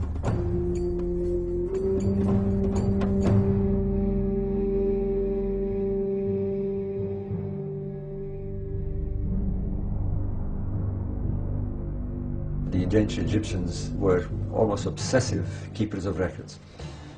And one thing that they observed most was the celestial objects.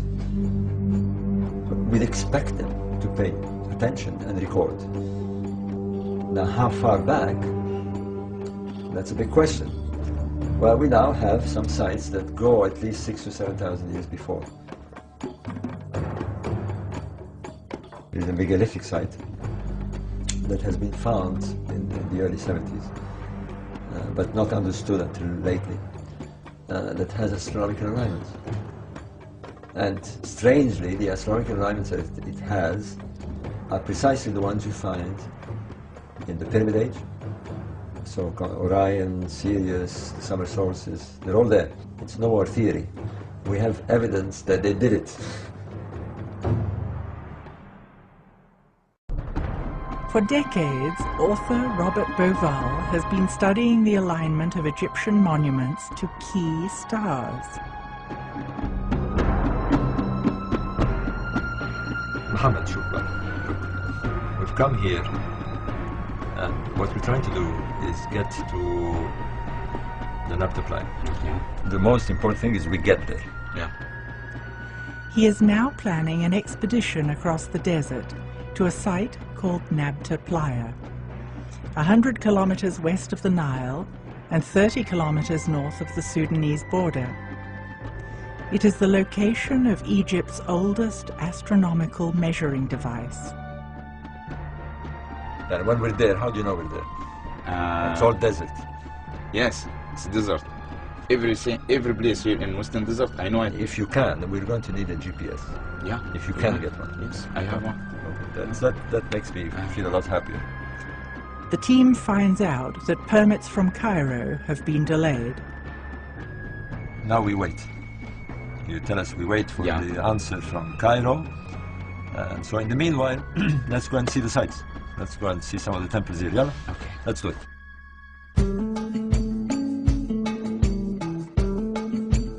The key to decoding Egypt is in the alignments of the temples, which changed in different epochs to match the majestic drift of the procession of the stars. We're now here at the Karnak temple in Luxor. On this wall we can see the ritual of the stretching of the cord. On the right-hand side is the goddess Seshat, represented by a priestess. She's holding a rod and a mallet. And on the other side is the pharaoh. There's a cord looping between them, and what they're doing is that they're aligning the monument to the stars. We know from inscriptions at the Temple of Karnak that they aligned monuments with the circumpolar stars, principally the Big Dipper. They also align to the stars of Orion, very similarly to what we also have at Nabta. The Karnak temple, the very center of Egyptian religious activity, is aligned to the sunrise at the winter solstice. So as we look down the axis this way, on the winter solstice the sun will rise along the axis. And in the summer solstice, it will be aligned in the sunset of the sun. So as we have at the Nabta Playa, in the circle of the calendrical circle where there is the summer solstice alignment. Here we have another example of this similar alignment 3,000 years later. On the expedition into the open desert, Robert Bauval hopes to see for himself that these alignments exist in the remote region of Nabta Playa. The team prepares by mapping a route they will access via GPS. Jeeps are equipped with supplies for the dangerous journey.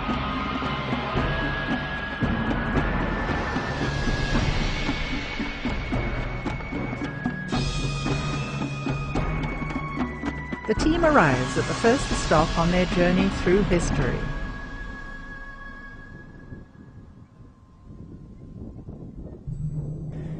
In the heart of the El Khaga oasis lies a Christian settlement dating back to the 3rd century AD. Original paint graces the ceiling of the chapel, telling the stories of Adam and Eve. What is important here is that at Nabta we have a settlement that is 6,000 BC at least. And here we have a settlement, a Roman settlement, which is of the 1st, 2nd century. Surely the people here were aware of some sort of origins in the desert. They must have moved around here. We're only 300 kilometers away. And this is the big work that anthropologists have to get into, cultural anthropologists, people who understand how to look for clues within a lost culture. We're looking for a lost culture that could be the origins of our civilization. That's what we're talking about here.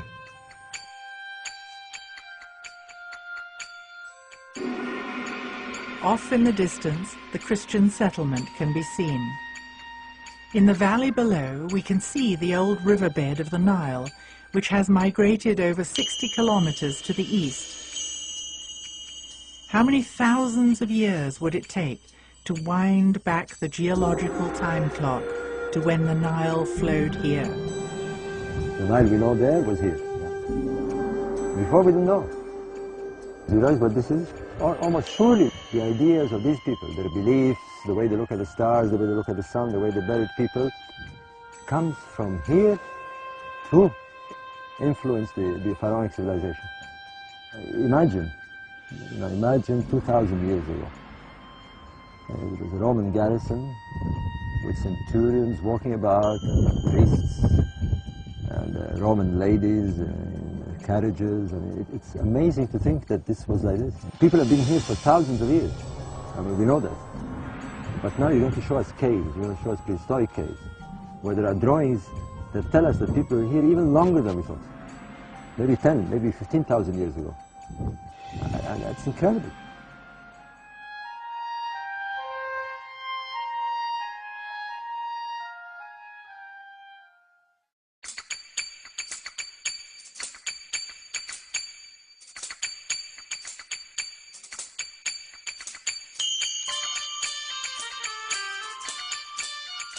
Now we're on a 30, 40 meter high dune, right in the middle of the path of the road. The old road, as you can see, I mean, it's quite amazing. The old road actually strikes a dune. This is a new dune. It's been formed, well, in the last 30 years or so. It shows you how the sand moves fast. The team tests the jeeps in the open desert by heading off to an ancient desert monastery.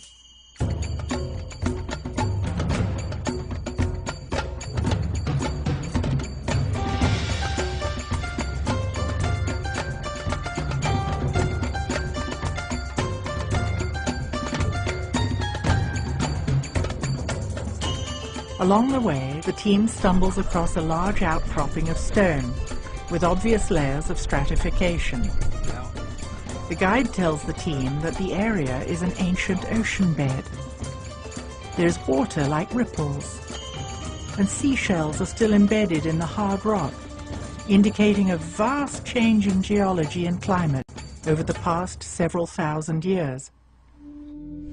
It's probably petrified timber, this, on a much later period, but you can see the shells here.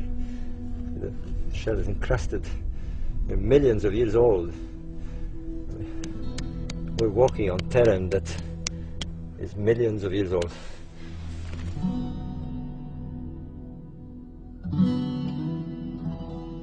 The western desert today is rainless, but in the past it received as much as 500 millimeters of precipitation per year. There were permanent lakes, large springs, and seasonal streams. The most recent wet period was between 130,000 and 70,000 years ago. Then it was thornbrush, savanna. At that time, the area supported many large animals, gazelles, giraffes, buffalo, camels, and antelopes.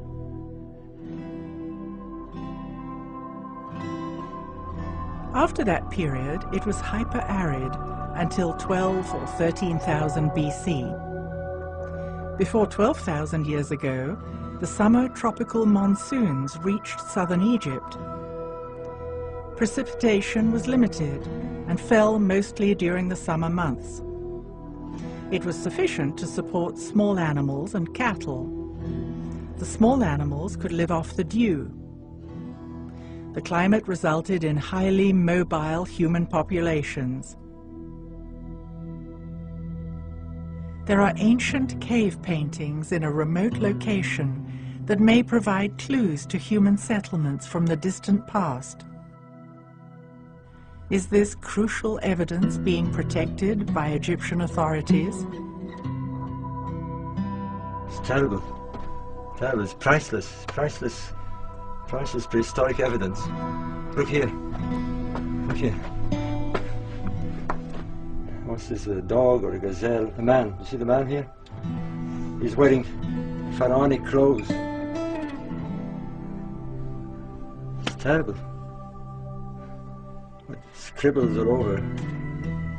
I mean, the evidence that we're looking for is being destroyed by irresponsible people who are coming here. The site is unprotected. And the irony is that people who are responsible are prevented from coming here and driven crazy with licenses and papers. Look here. Oh, there's a beautiful Hatorian cow. Look at this. I mean, this is an artist. This is not a primitive carver.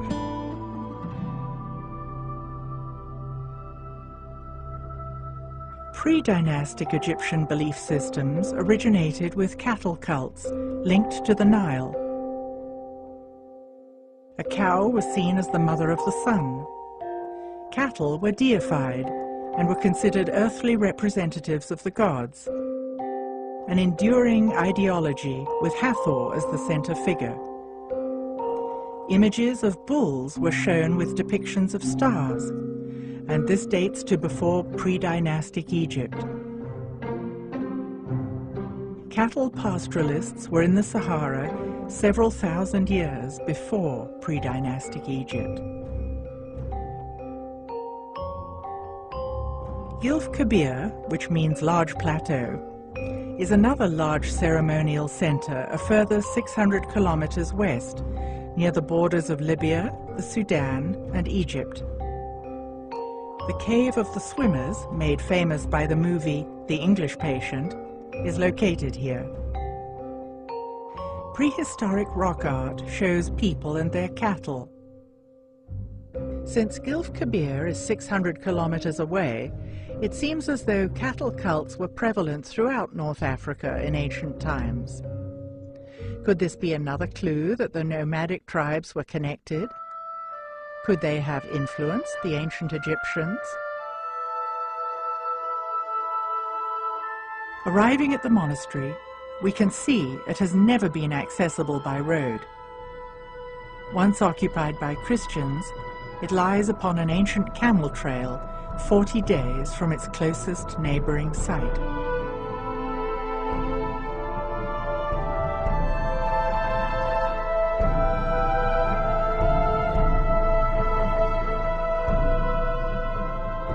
It still shows evidence of having been an oasis, with a huge acacia tree that is more than 800 years old. The team has a picnic on a carpet of yellow acacia flowers. This is a wonderful oasis. I mean, I'm really pleased. We tested the cars, everything's working fine. You know, the drivers are fine. And it was a good idea to come and rest here. I needed the rest because after all these tents of waiting for the permits, everything is ready, the permits are ready. Yeah, but you must be to leaving now this place to go to the hotel and stay overnight, and we start tomorrow up early at 3 a.m. morning. I'm ready. Yes, I know you're ready, but you don't know. It's a hard way to arrive to Abu Simbel. Let's do it. Let's do it. We wait a long time. Let's do it. Let's have a good night's sleep.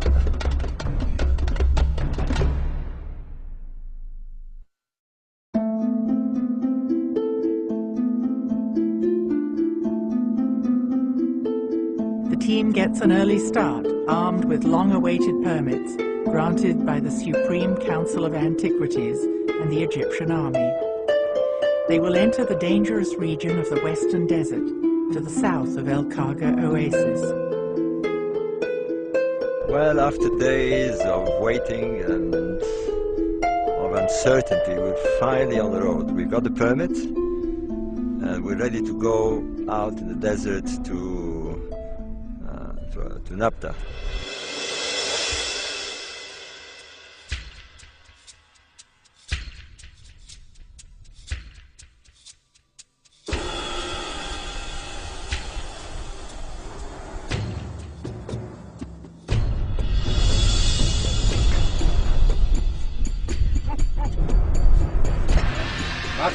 انت نفك الثانية يا وليد يعني مصيبة زي دي.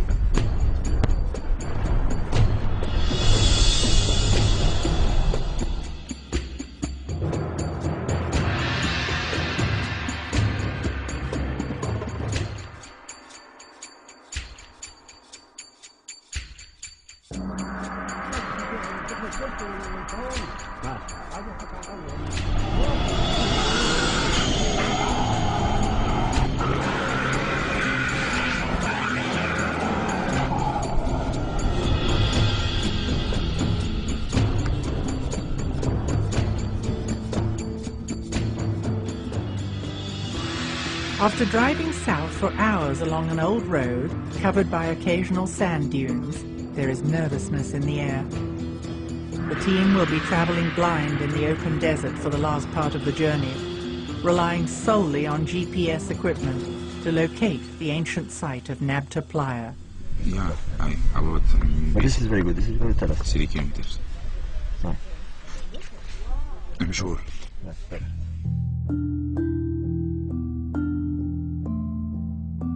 What clues will be uncovered at Nabta Playa? How have these influences drifted across the African continent? More than 3,000 kilometers further west, in Mali, there is a living culture with a surprisingly similar worldview to that of the ancient Egyptians. The Dogon live in Mali, largely in isolation. Studies of the Dogon culture mirror the ideology of the ancient Egyptians with uncanny precision. I realized through my Dogon studies that there were relationships between Dogon words and Egyptian words, and I noticed that Dogon drawings turned up as glyphs in those Egyptian words. Laird Scranton's radical reinterpretation of Egyptian hieroglyphs came directly from his studies of Dogon cosmological symbols. Their priests use cosmological drawings, symbols they have used for thousands of years. While it is impossible to ask the ancient Egyptians to explain their beliefs, Dogon priests can explain their cosmology and how their symbols are written and pronounced. The Dogon lay things out in such detail that it's like having the teacher's copy of the manual of the book, you know, you're studying, with the answers to the questions written down in the back. You can go to a Dogon priest, or you can go to the anthropological studies that were taken in relation to the Dogon priests, and they flat out tell you what their symbol means and what they're, what they're trying to talk about.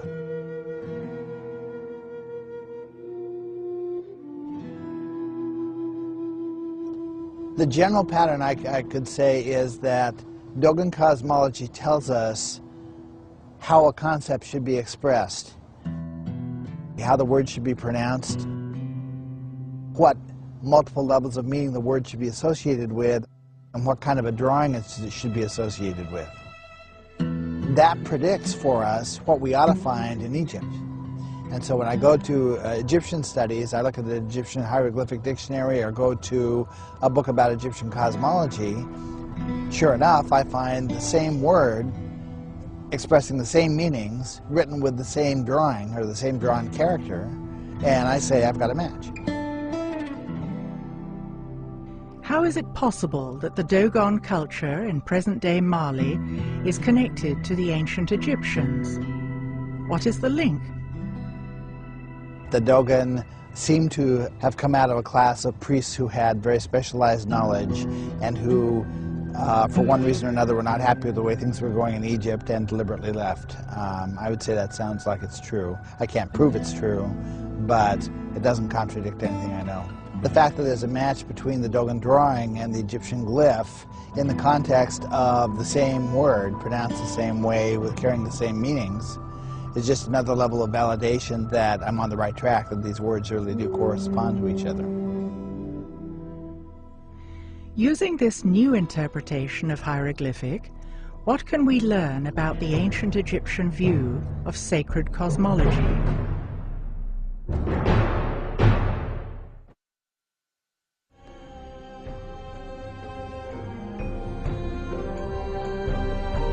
I had some concerns originally as I began writing some of the books about what right did I have to be revealing secrets that have been kept for 3,000 years.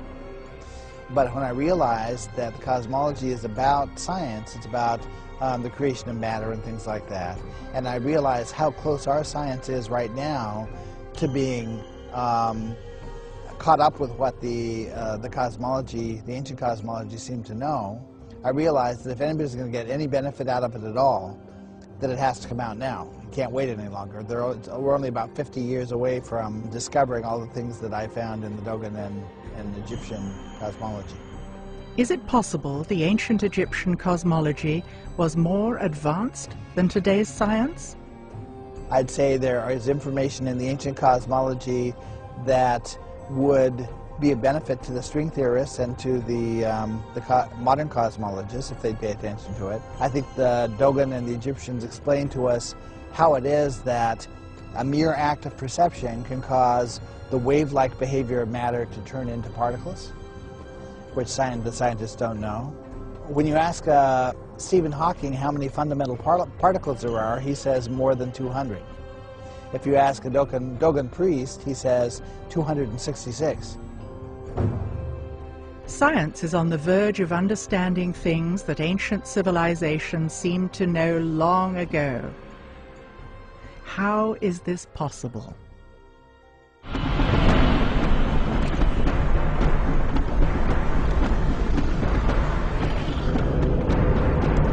Very, very close.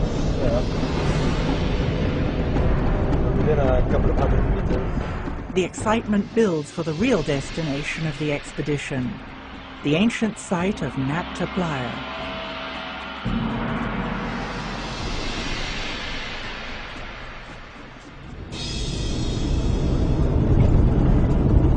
Is that it? Yeah.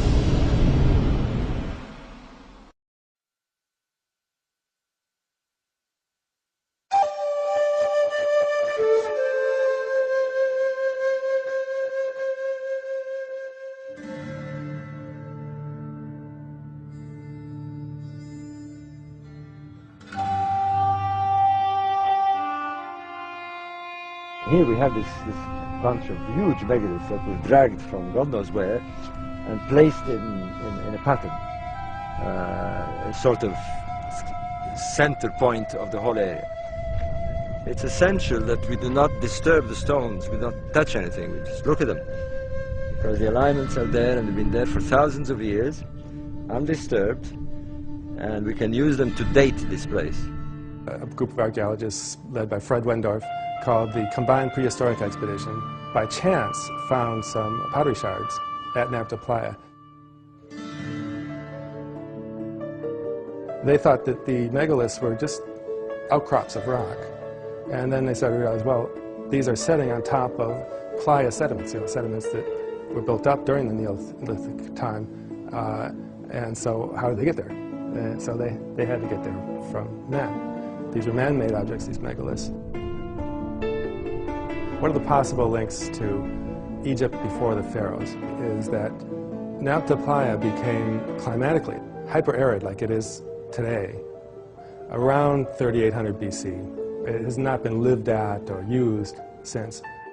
It has been assumed by historians that Egypt borrowed its complex society from Mesopotamia. However, it is now generally recognized that a process of social complexity is not diffused from one location to another, but rather develops locally.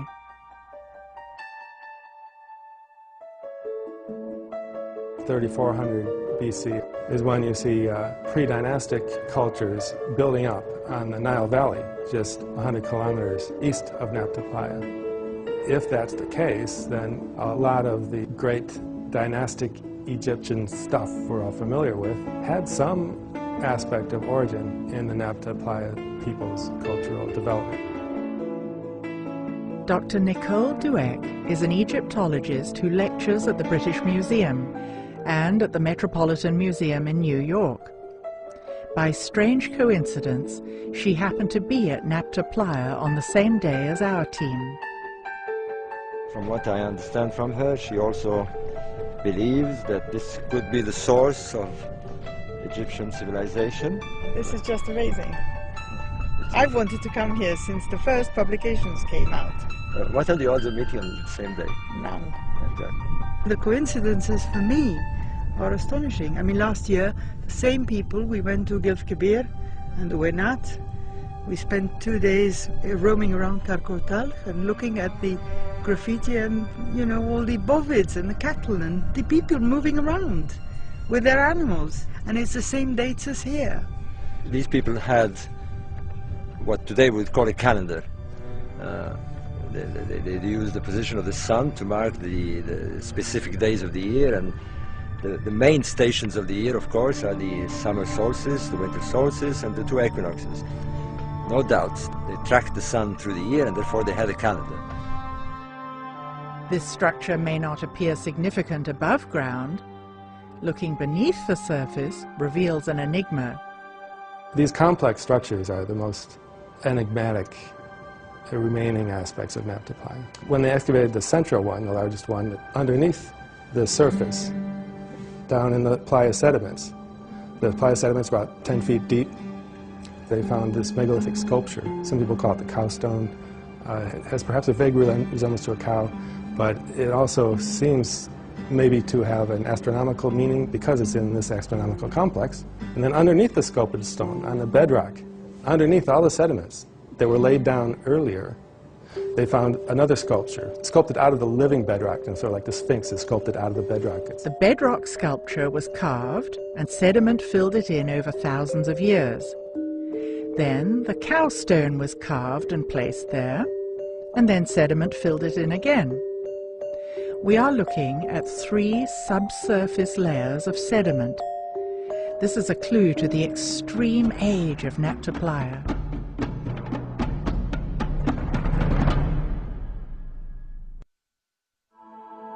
What makes all this far more exciting is that they also align to stars. And that's a totally different ball game here, because aligning to stars means that they track the seasons. The climatic conditions were very important to them. There was the beginning of the monsoons, and therefore the stars would be the signal to them that the monsoons had started. They would start migrating here, and they would arrive here when the water, the monsoons, the rainfalls had filled the lakes. It was essential that they get here when the lakes have water. It would have been a fatal mistake had they come here 20 or 30 days before the event. The complex radiates 3 series of lines, east, and a series of lines north. Right. According to Wendorf and the checkups by Brophy, we've got alignments to the rising of certain stars here and here. A double alignment of blocks 250 meters long, points to the brightest stars in the belt of Orion. The second line points to the rising position of Sirius.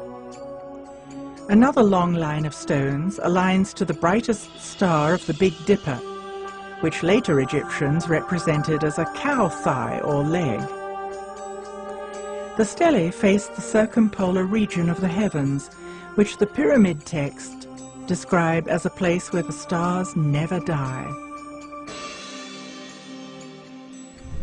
They've got Orion's belt and Sirius. What's interesting is that they seem to be tracking them, not just a line in two, but they seem to be tracking them over the movement over a long period of time. So they knew the stars moved, and they knew that the sun moved the same every year on an annual cycle.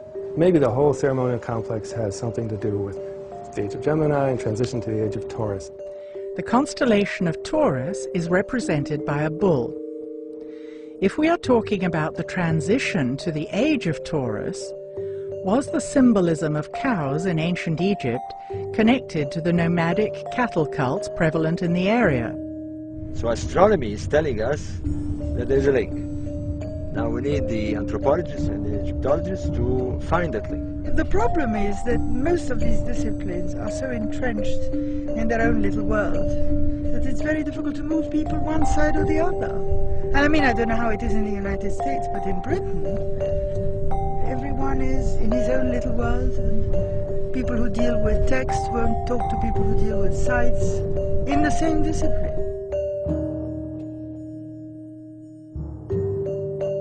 It's becoming more than obvious now. I think it is. That there are connections. Of course there are. And they're very, very important connections, because there are no other answers, for the moment anyway. And this is as good as any. Yeah. Better.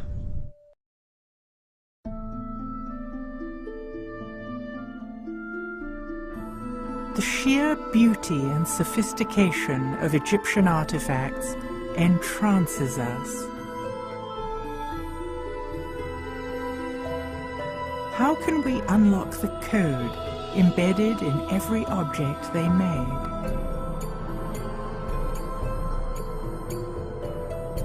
How does the symbolism in Egyptian art illuminate their cultural values?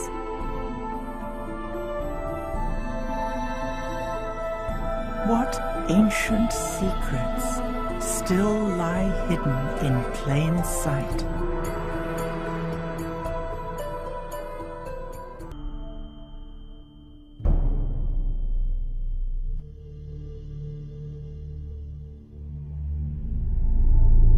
Our understanding of ancient Egyptian culture is limited.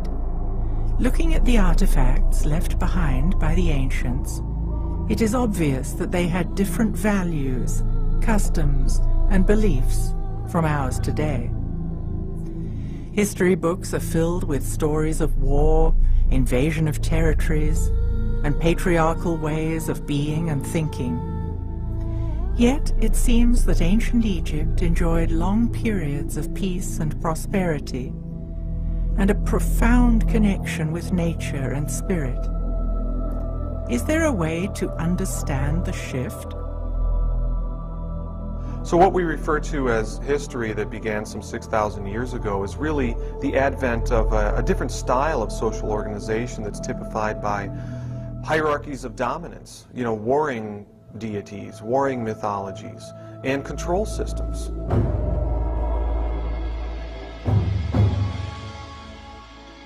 Vedic culture from ancient India speaks of a grand and measurable cycle of 26,000 years, consisting of ascending light ages and descending dark ages. In the higher ages, you see this philosophy of living in tune with nature. People talk about speaking with the gods and a lot of interaction. Virtually every ancient culture has stories about the gods if you go back far enough. And you see a lot of matriarchal cultures if you go back far enough. The Dark Age times, you have this very brutal, paternalistic type of ruling. I think it's difficult for us to understand the ancient Egyptians because we've got the paradigm of the patriarchal structures on top of it, and we're looking through our own cultural lenses. Has world culture always been male-dominated and patriarchal? If not, what would a matriarchal system look like? Matriarchy is not the opposite of patriarchy, with women dominating and controlling men. It is based on balance between the masculine and feminine, and harmony with nature. This was exemplified in ancient Egypt, which was known in the old language as the land of Kemet.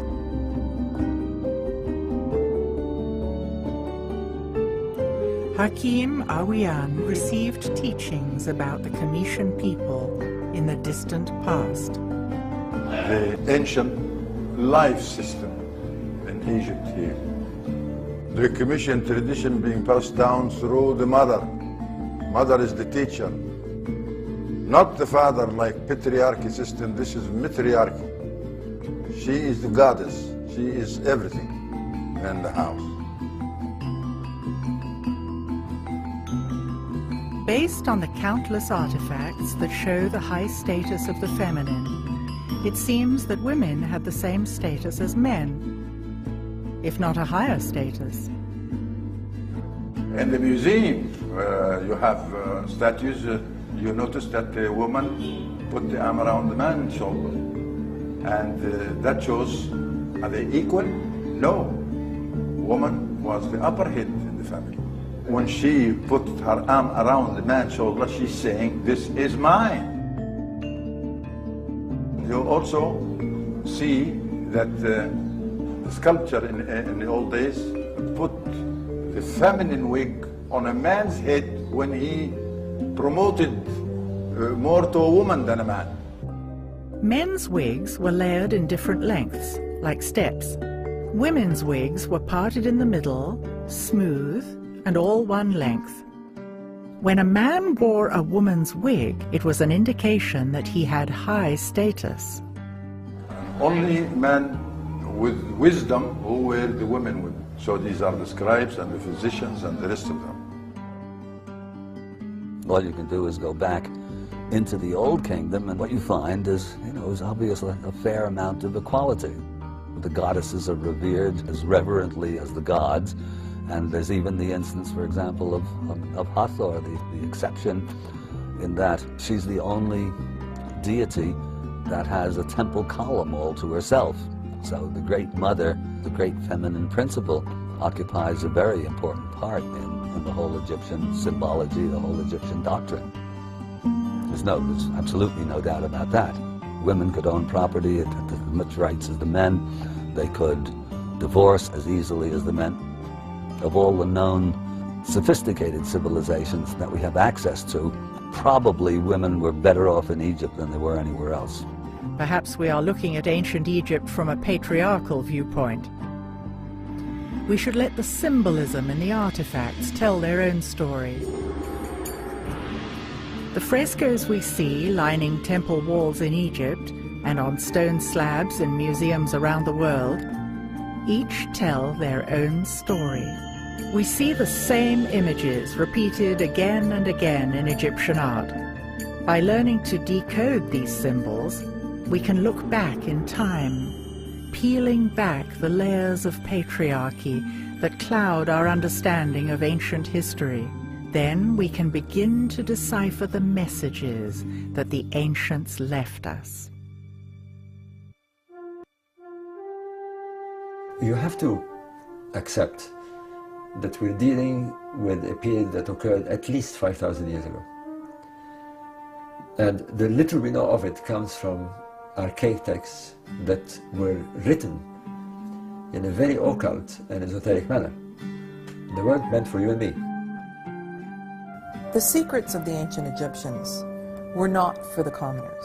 They were meant for a very, very small group of elites who had to be initiated over many, many years to appreciate what these texts said. They were for the high-level initiates, which were people who were trained and they would go through different initiations, tests, that would help them be wise, that would help them confront their fears, that would balance them in the body, mind, and emotions. Initiates were students who were given rudimentary instruction on the mystery traditions of Mayan and Egyptian cosmic cycles. As they approached higher levels of consciousness, they came to respect different aspects of themselves that were represented in the feminine and the masculine. But they went further and called it sacred feminine and sacred masculine, which meant the purest form that was actually connected to the two hemispheres of the brain. Feminine consciousness corresponds to the right hemisphere of the brain and the left side of the body. In contrast, masculine consciousness corresponds to the left side of the brain and the right side of the body. Patriarchal consciousness focuses on history, linear time, dogma, rationality, waking reality, and science. Matriarchal consciousness focuses on eternity, cycles of time, ritual, magic, altered states, and art. If we examine the art, we can see the characters almost always have one foot slightly forward. In some instances, they take a big step forward. In each scene, the goddess has her left foot slightly. The pharaoh, however, takes a large step with his right foot. This shows that he is grounded in the masculine. Similarly, we often see images with two left hands. It has been suggested that this is just a stylistic convention, but we should not impose our ideas on Egyptian art. Left hands suggest giving, while right hands suggest taking. In our culture, we've practically erased the feminine in favor of the masculine. Reading, writing, and arithmetic. Art, music isn't as important. And our society is completely unbalanced because of it. The ancients knew that you could not achieve high states of consciousness without these being in balance. And so they revered the pure qualities of either. And so when we say sacred feminine and sacred masculine, this was the highest form of respect, so that the female would have both feminine and masculine balanced within her, and the male would have both feminine and masculine balanced within him. Balance between the sacred feminine and the sacred masculine runs deep in Egyptian symbolism. We see gods and goddesses carrying a crook, a flail, and a staff in various combinations. The crook represents the balance of the emotions. The flail symbolizes the balance of the mind, and the staff depicts the balance of the body. Once balance of the body, the mind, and the emotions was achieved, consciousness could develop. Notice the staff always has the head of a bird and a forked base. The staff never touches the ground. This indicates that we are spiritual beings having an earth experience. We are incarnated here, but our souls can go beyond the earthly plane. Egyptian temples were places where spiritual work was done. An arch with a winged disc is always found at the entrance to temples. The winged disc depicts a vulture and a snake. Snake been taken as a symbol of masculine, and the vulture is feminine. The feminine and the masculine had to be in balance. The lower self was to surrender to the higher self in order to enter the sacred space. This meant that the ego of the everyday world had to step aside, while the higher self connected with cosmic energy. Vulture can fly, snake can't fly, but both have the same glands. System of life. based on glands. The glands were the most important features of the human being. One of the most misunderstood functions of the human body today is our glandular or endocrine system. Glands secrete hormones that trigger reproduction. Fertility and procreation had high value in Egyptian ideology. The ancients were very much in tune with how the energy systems in the body, or the chakras, as the East Indians would talk about them, were connected to the glands. Ancient teachings speak of 7 energy centers in the body called chakras. Parallels occur between the concepts of chakras, or energy centers in the body, and our glands. It appears they are 2 ways of describing the same thing, through spirituality and through science. Ancient Egyptians had a holistic understanding of the significance of the glands and their central role in reproduction and in consciousness. If we can decode the symbols, we see that the sacredness of procreation is readily visible in ancient Egyptian art. When you see a boy or a man, you see a kind of a bottle on his head. That is not a bottle or not a white crown symbolizing Upper Egypt, as my colleagues and the scholars say. No, this is a gland in the human body known as the thymus, located behind the lungs. The thymus is most active when a baby is in utero. It continues to be active until puberty. Then it begins to shrink and is atrophied when we stop being fertile. It was a critical activator of consciousness. The red crown is another. It's the womb, the placenta. The thymus and the womb are connected for the cycle of life. When you see the double crown, the red crown is the womb and the placenta. The white crown is the thymus, who has its influence on the womb. That's the symbol of one of the glands. In the early 1900s, alchemist Schwaller de Lubitz presented a work called The Temple of Man. It demonstrated that the architects of the Luxor temple used sacred geometry, which reflected the exact proportions of the human body.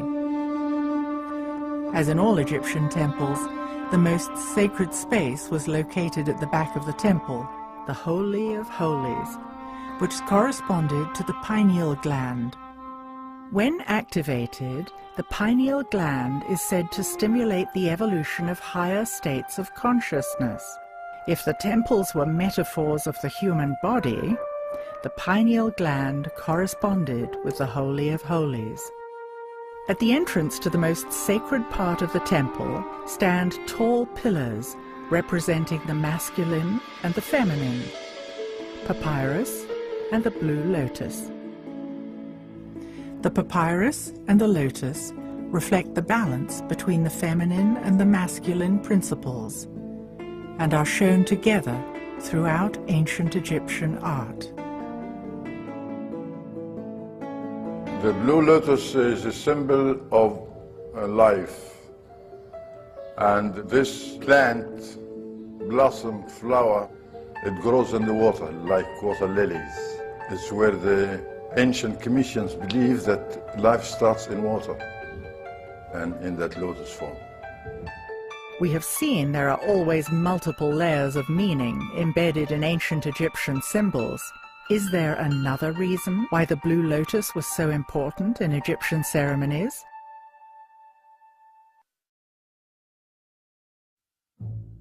In ancient Egyptian art, we see countless instances of part animal, part human forms.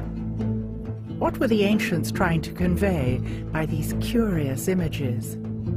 There's a technical term for such creatures that anthropologists use. They call them therianthropes, and that's from the Greek therion, which means wild beast, and anthropos, which means man. They're combinations of beast and man. It's not an accident that all of the gods of Egypt are therianthropic. They have, of course, fully human forms, but in most cases they also have forms that are part animal and part human. So you may consider Horus the head of a hawk and the body of a man.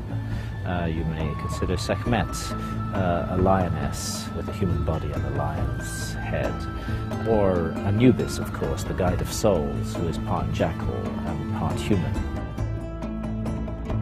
Egypt isn't the only place where these half-animal, half-human images have been found. Half a world away, we find clues to decode these mysterious symbols. Throughout the Amazon today, shamans working with the powerful visionary brew ayahuasca, a combination of two plants. Very frequently they will, after their visions, when they return to the normal, alert, problem-solving state of consciousness, they will actually sit down and, recollecting what they saw in the visionary state, will paint and draw the images that they saw. And the most common motif of these ayahuasca visions is the therianthrope, creatures that are part animal and part human in form. This specific characteristic of the ancient Egyptian gods is one of the things that tells me that our ancient Egyptian ancestors were using altered states of consciousness to explore the realms of spirit. Again, we see images of blue lotuses. Is there another, less obvious interpretation of this symbol? Altering of consciousness has been done by a variety of different methods and techniques, most commonly in shamanistic cultures. Still to this day, it's done by using hallucinogenic plants, which, as it were, switch the receiver wavelength of the brain and allow us to tune in to other realities. Of course, there are a range of non-drug techniques, rhythmic dancing, certain kinds of music, certain kinds of spaces have an effect on human consciousness. But there's a great deal of evidence that they made use of a potion involving the blue lotus and the mandrake root, possibly also the opium poppy as well, to enter a visionary state, and in that visionary state to explore, navigate, and learn about the realm that lies beyond death. And they had very concrete and specific ideas about this, which are expressed in the ancient Egyptian books of the dead, going right back to the pyramid texts. This was not a work of imagination on the part of the priests. This was a work of documentation of their out-of-body exploration of realms that lie beyond the merely physical. Is it possible for us to learn to access other realms today? Can we expand our capacity to perceive? Do we need new ways to describe these phenomena? If I come today and say, I saw you in my dream, you're going to ask me, what did you see? Then I say the dream. Now, did I show you? The verb see is not there, because I did see you in my dream, but not with my eyes, because I was asleep. So how did that happen? There must be a sense put all this vision to me without my eyes. But I still, when I speak, limit vocabularities to say, I saw you in my dream. No, I didn't see you. But there's no other way to say it. Could the ancients have mastered innate human abilities that we have forgotten? You can't tell if that bird on the tree is happy or frightened from a cat. Yeah? You can't tell that the donkey is annoyed or happy by the vibration, the sound. And that's what we want us to notice, the sound. It's not the word you said, it's how being said. You can tell if this vibration, the truth or not truth. It's natural. Healthy people, they use all the senses, the full capacity of senses. The five senses, as we know them today, were symbolized by the scarab. And when you see the scarab, you are looking at a human skull, divided in three sides, three sections. The front head, symbolized by ancient people as seven openers. 2, 4, 6, 7. That is the front head. And these are the receivers. You see with, you hear with, you taste with, you know, everything. On the left side is the consciousness side, and that is the daily deeds digested every moment you look at things. But the other side is the subconsciousness side, something you are unable to explain what's going on. It seems clear that the ancients knew about the subconscious mind. They had the power to reach beyond the senses, something we began to be aware of with the writings of Freud and the advent of psychology in the early 1900s. Don't compare people of today like the people of the ancient days. The people of ancient days were healthy. They able to use the senses. We looking at things as a crippled people. We only have 5 senses. We're supposed to have 360 senses. 360, and only 5 is recognized. We got the glands of the sense, but we didn't use it. And any muscles you don't use, it shrinks. Obviously.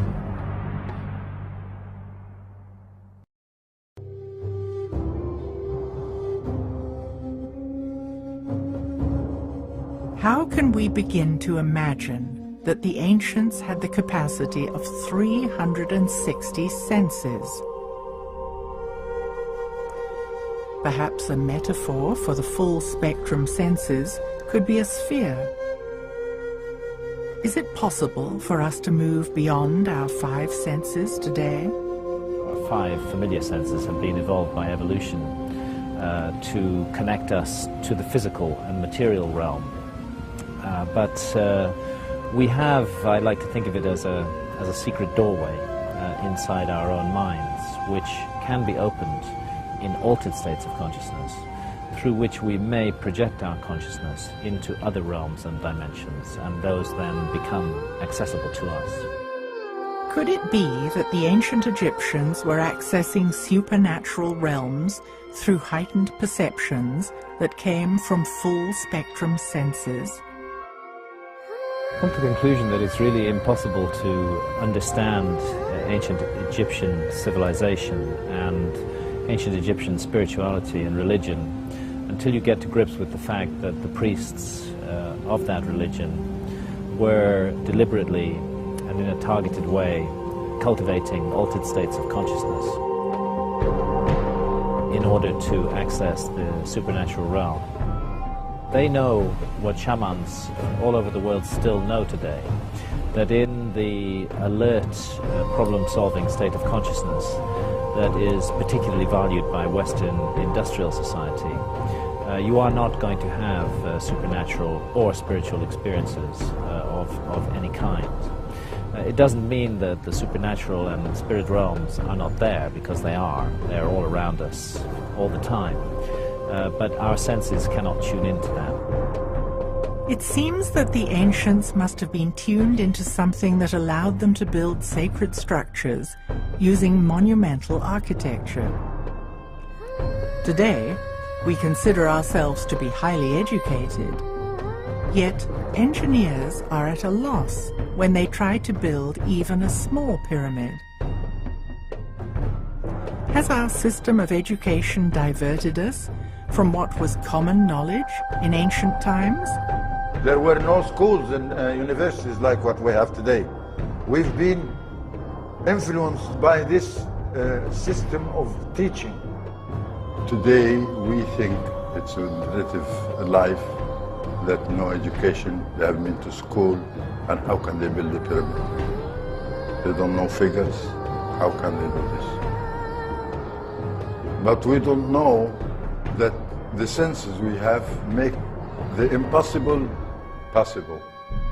The impossible to us, which based on ignorance, make it possible. Because knowing is a very great power, just to know.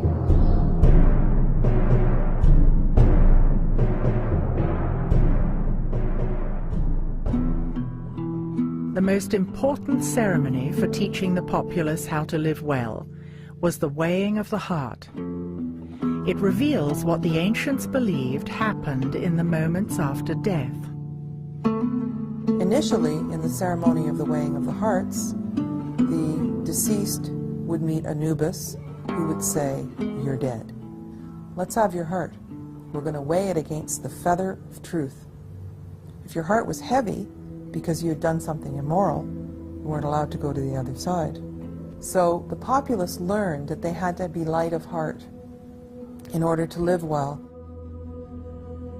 As ancient Egypt slipped into patriarchal ways of being and thinking, the old spiritual ideology became codified, and organized religion became dominated by the Amun priesthood.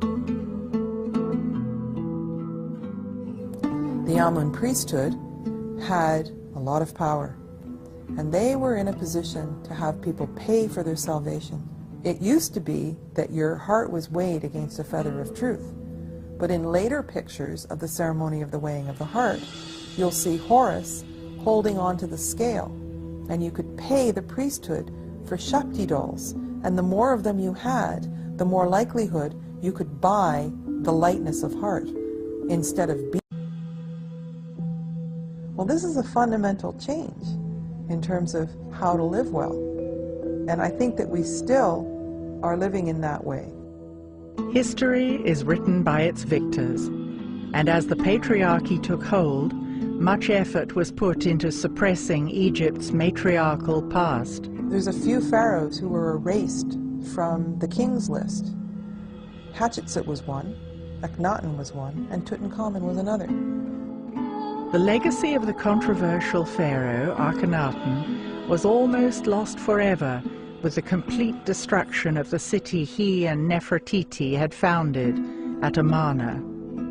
Now, very little was known about Amarna until there was an earthquake, and the pylons at Karnak were filled with these little blocks that had been cut up, and they used them from Amarna to just as filler inside the pylons. So when archaeologists found them and started putting them back together, they realized there was a very large story here. For the ancients, life on Earth mirrored the motion of the stars in the sky. What the ancients did is they would have the capital be at Heliopolis in the north for 2,160 years, and then they would have the capital be at Thebes, which is now Karnak, for that length of time. When Akhenaten came into power in the new kingdom of the 18th dynasty, it was right at the time when things were supposed to shift. During this time, the patriarchy gained momentum, with the Amun priesthood steadily becoming more powerful. Akhenaten happened to have been born at one of these points of return, or beginning.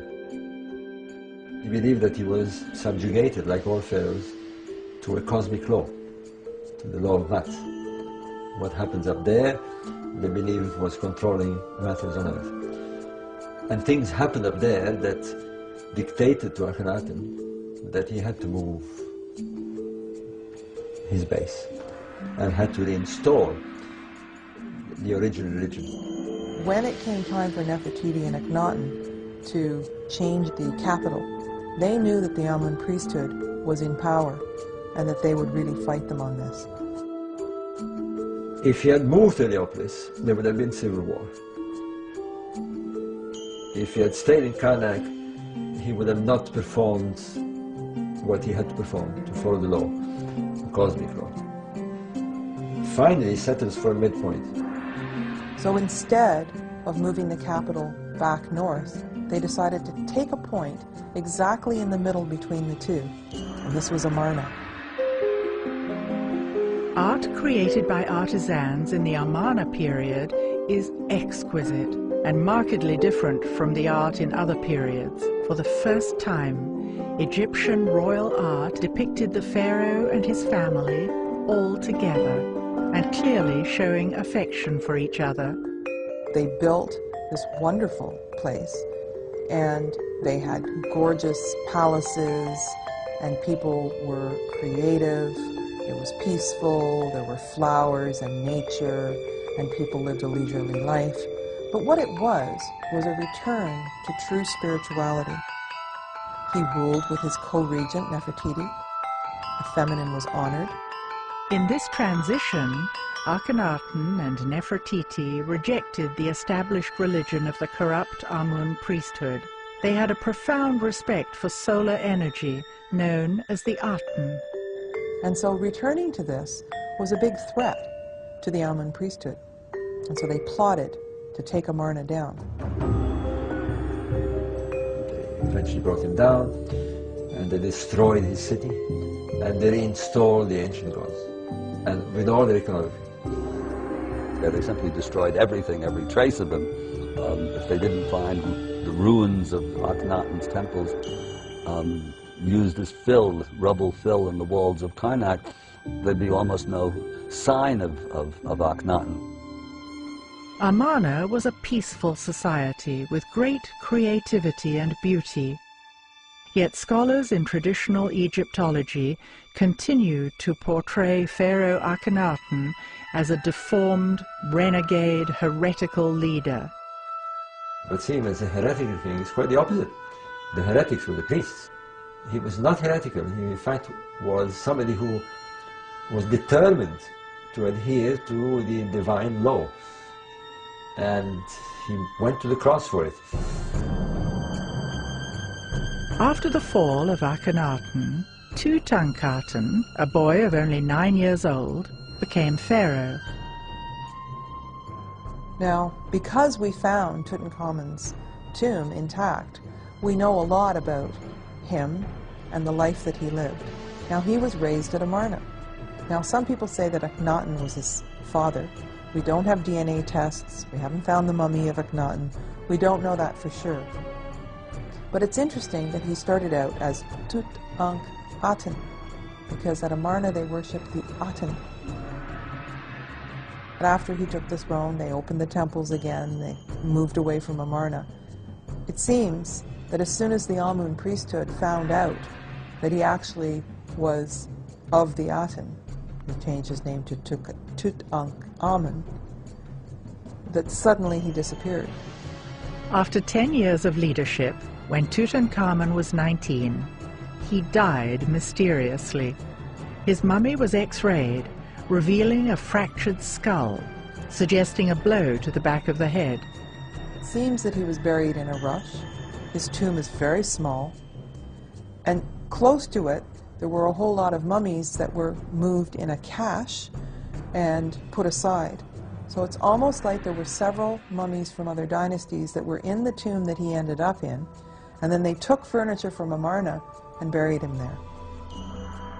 Though the tomb of King Tut left us many clues, his fate remains a mystery. Another casualty of the patriarchal retelling of history is the story of Queen Hatshepsut. Hatshepsut came earlier in the 18th dynasty. She started out by being a queen, and then she became pharaoh. Hatshepsut was a wise and powerful leader who re-established trade networks with Egypt's neighbors, building the prosperity of the 18th dynasty.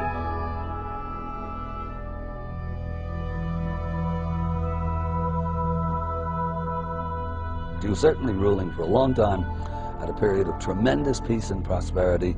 The artwork was never better than under her reign. Had she been male, she would likely have been remembered in history books as the best ruler of Egypt. Regardless of her success as a leader, she is still an enigma. There has been much controversy about Hatshepsut. It could be due to the patriarchy having little tolerance of images of an empowered woman.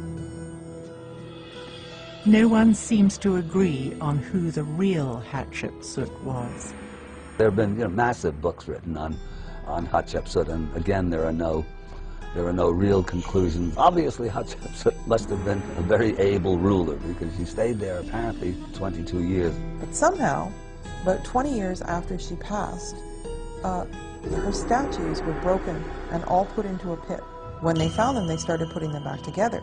But, like Akhenaten and Nefertiti, the Amarna period, they were largely forgotten because the people who came after were very threatened, and they somehow wanted to destroy all trace. Hatshepsut, Nefertiti and Akhenaten, Tutankhamun, they were the ones that really understood spirituality in some way. I suppose there was no money to be made if you weren't selling salvation. We may never know how the high courts of ancient Egypt were run. It seems likely that the stories passed down through the patriarchal institutions of the 19th and 20th centuries may have misled us.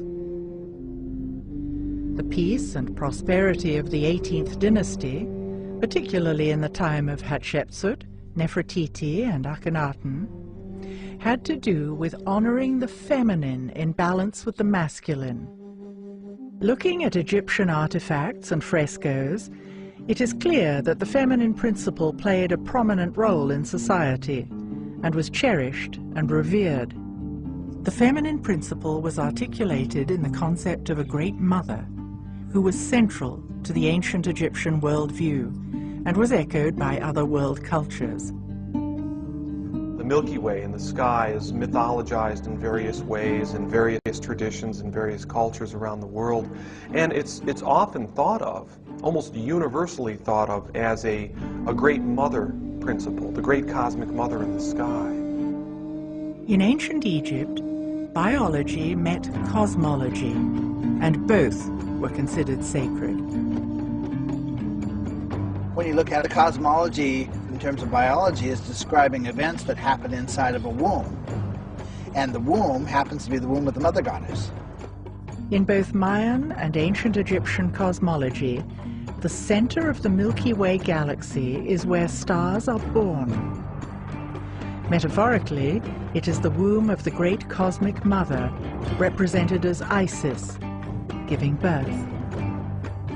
We keep looking at how the ancient Egyptians thought, and everything fed biology and procreation.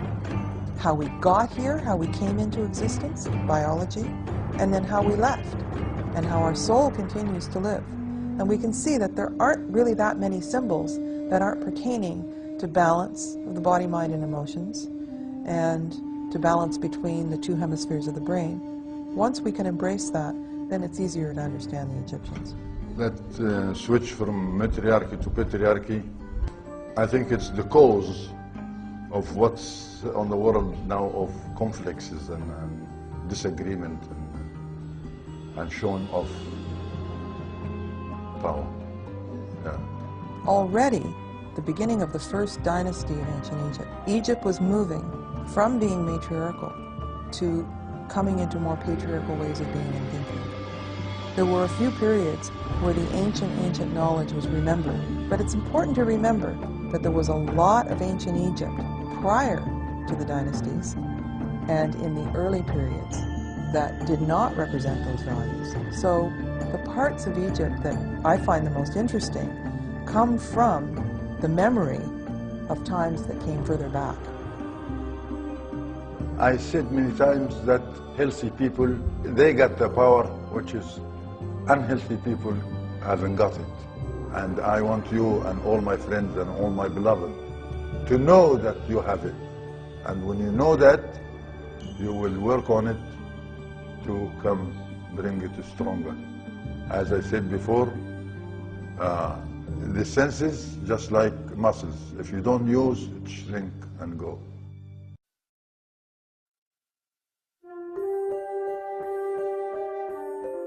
We have been taught to think of Egypt as a civilization whose golden age occurred 2,000 or 3,000 years before Christ. Imagining this magnificent culture springing from small settlements in biblical times makes us wonder whether we've got the timeline right.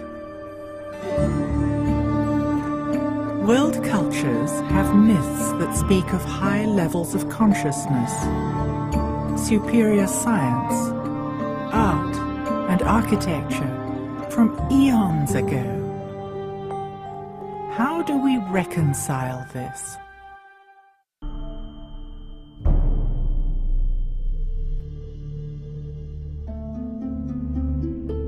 We are trapped in our own concept of time, but many cultures think on a vastly different scale.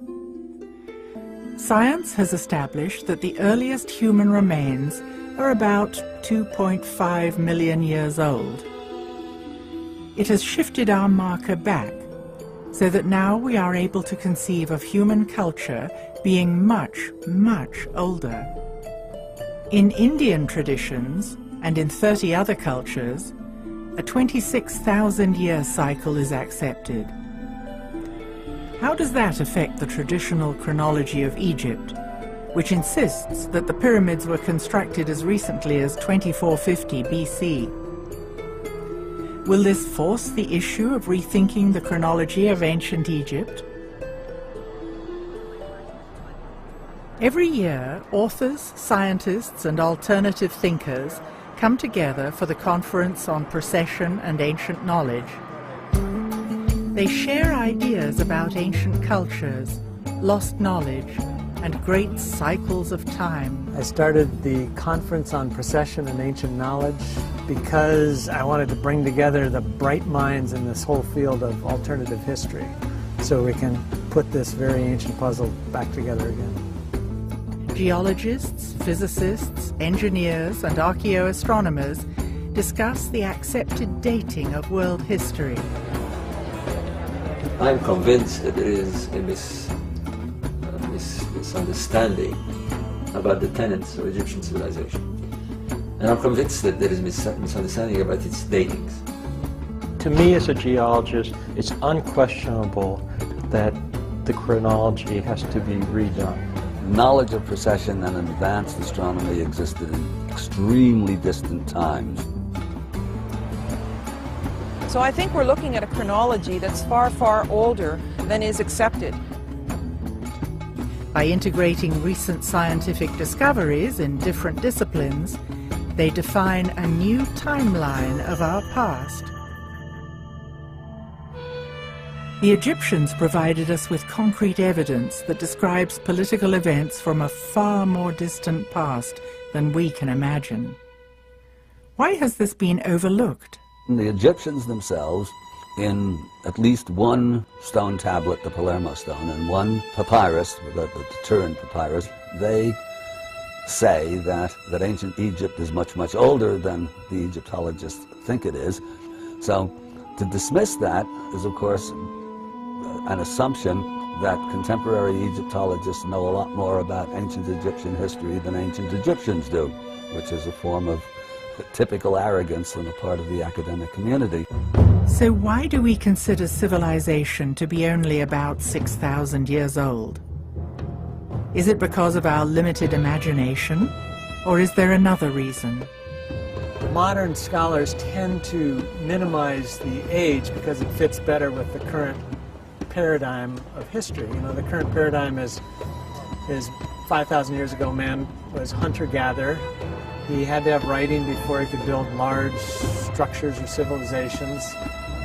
He came together to protect himself from other warring parties and things like this. And so, for example, in Corral, Peru, when they found that amazing six-pyramid structure down there, they assumed it was built by the Incas, because that's only 500 years ago, and the Incas built most of South America. Well, when they got this very good carbon dating that shows it's 4,700 years old, it really blows a hole in current history theory. Generally, the academic community is just sort of silent about it right now because they don't have any good ideas with the current theories of history. A cross-disciplinary approach helps us to put hard evidence and theory together to reach a greater understanding. If we consider the data coming from astronomy, geology, astrology, and climatology, we can arrive at new conclusions about the chronology of ancient Egypt. We have two sciences that are playing with it. We have astronomy, we have geology. With the pyramids, we have a much more precise science. They've aligned the monuments. And they have the religious ideas locked to the machinery of the sky and the constellations and the sun and so forth. So we can use that with high precision and arrive at that date. How does this information affect the dating of the Great Pyramid? Was it really built when Egyptologists say it was? The traditional date for the Great Pyramid is about 2550 or so BC. You know, give or take. I mean, people argue about the dates, and some people want to date it down to a particular year. I think that's a precision that's not justified whatsoever. I like to use the metaphor of painting a house. If you painted your house last in 2003, that doesn't mean your house was built in 2003. So I subscribe to the notion that there was probably quite a lot of work done on the Great Pyramid in 2450 BC, but that it probably was built quite a bit earlier than that. There's something very threatening about changing the dates because it takes us out of the patriarchal era.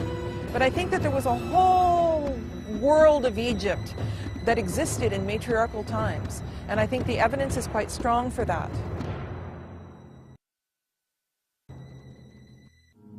There is absolutely no reason at all why the ancient Egyptians could not have worked out the precessional cycle. How do we approach the age? Well, you have a variety of methods. When you're looking at an archaeological site,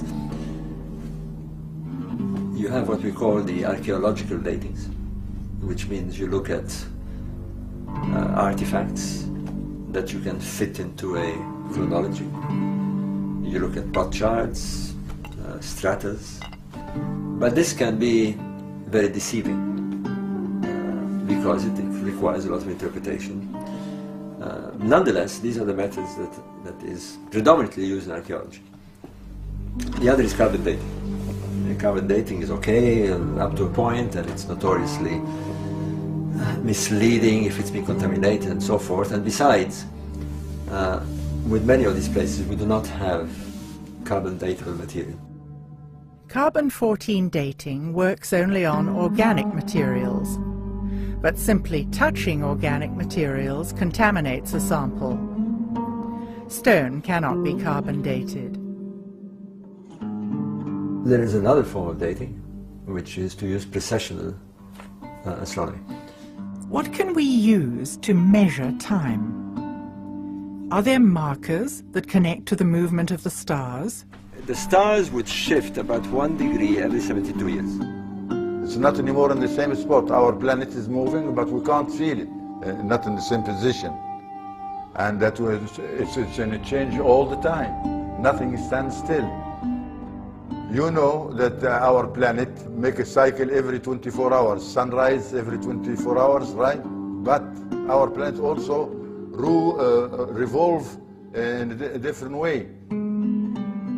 Precession is the motion of the axis of the Earth, which wobbles like a spinning top due to gravitational pull. They make one round every 26,000 years.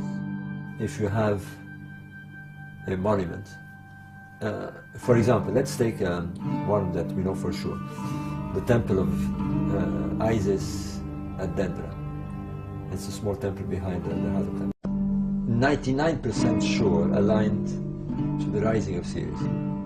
So, if we have certainty that the temple has its axis aligned to the rising of a star, and we know which star it is, then we can date it.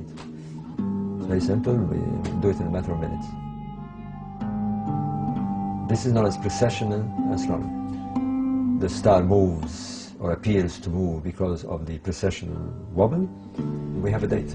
Plato called a precessional cycle of 26,000 years a great year. The great year is Plato's term for this vast cycle of time, one eon, one precession of the equinox. It's about 24,000 years. And there's over 200 myths that talk about this cycle of alternating dark and golden ages, or that make reference to a golden age in the distant past.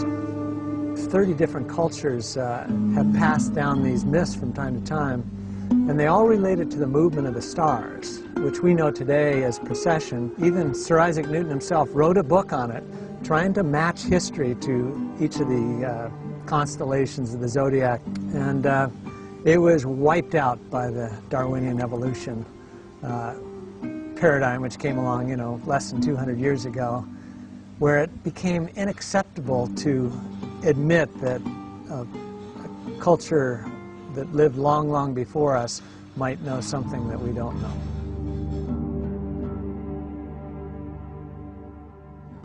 On different continents, cultures have come up with the same ideas.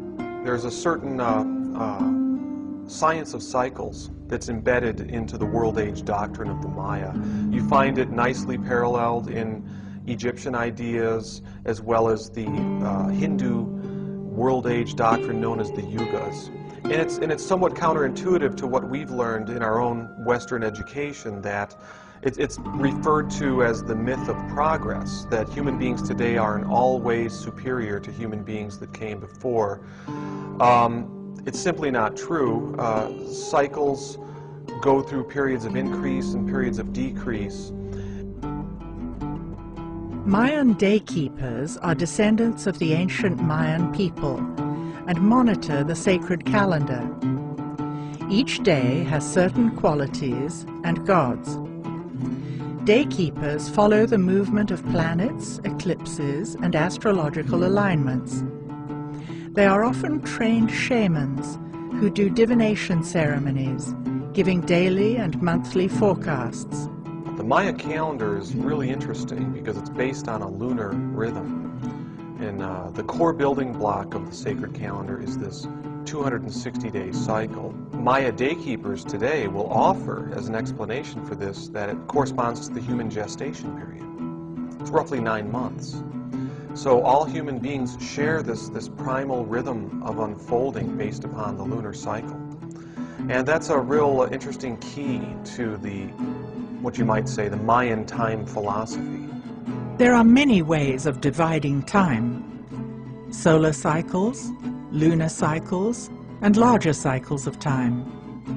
The Mayans devised their long count calendar, which combines a cycle of 20 named days with another cycle of 13 numbers to produce 260 unique days.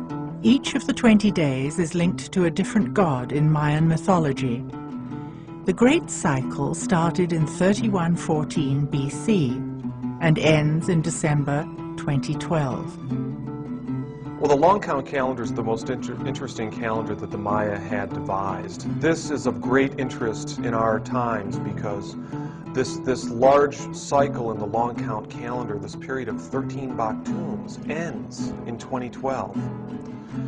So there's a great interest in figuring out why the early Maya skywatchers picked 2012 to end this large cycle of time. The Mayans were excellent calendar makers. They intercorrelated the movements of the moon, the sun, and even Venus to make their calendars very precise. And for some reason, they have their long count calendar, the Baktun, ending here in 2012. So it seems perhaps they're trying to call attention to something. Many people have been talking about 2012 as a turning point. What is the significance of this date? In the years around 2012, the December solstice sun will be lining up with the center of our Milky Way galaxy. This is a rare alignment in the great cycle of the precession of the equinoxes, this 26,000-year cycle. Now, another thing that's interesting about this period of the 13 Baktun cycle that began in 3113 BC and ends in 2012 is its midpoint, 550 BC. This is a time when great world teachers appeared on the stage of history. Pythagoras among the Greeks, the Buddha, Zoroaster among the ancient early Persians. So there's also something to be said for the way that the long count divides up time in a certain way that defines periods in human culture, dawn points, high noon points and end points.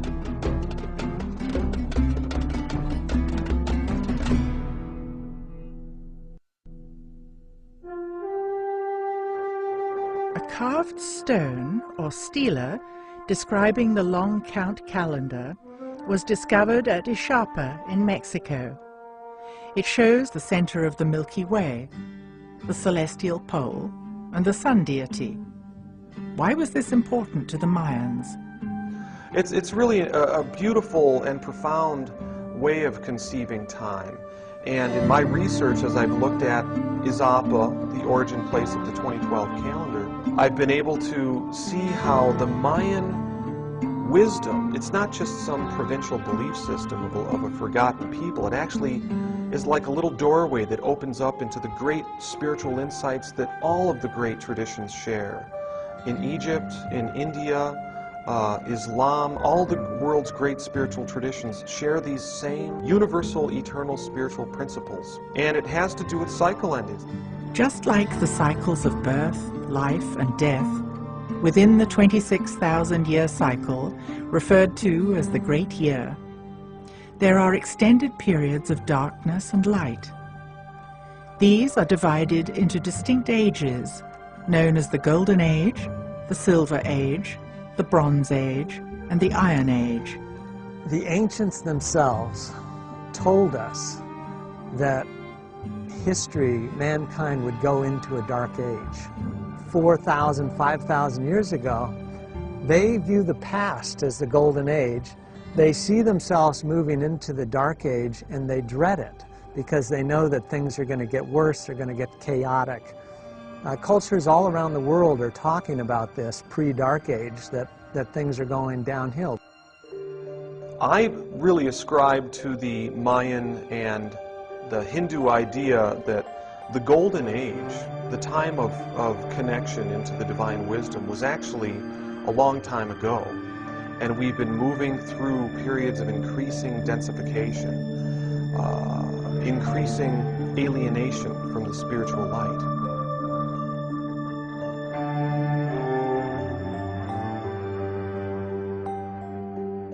Golden Ages are times of enlightenment, when civilizations reach high points in architecture, spirituality, and benevolence.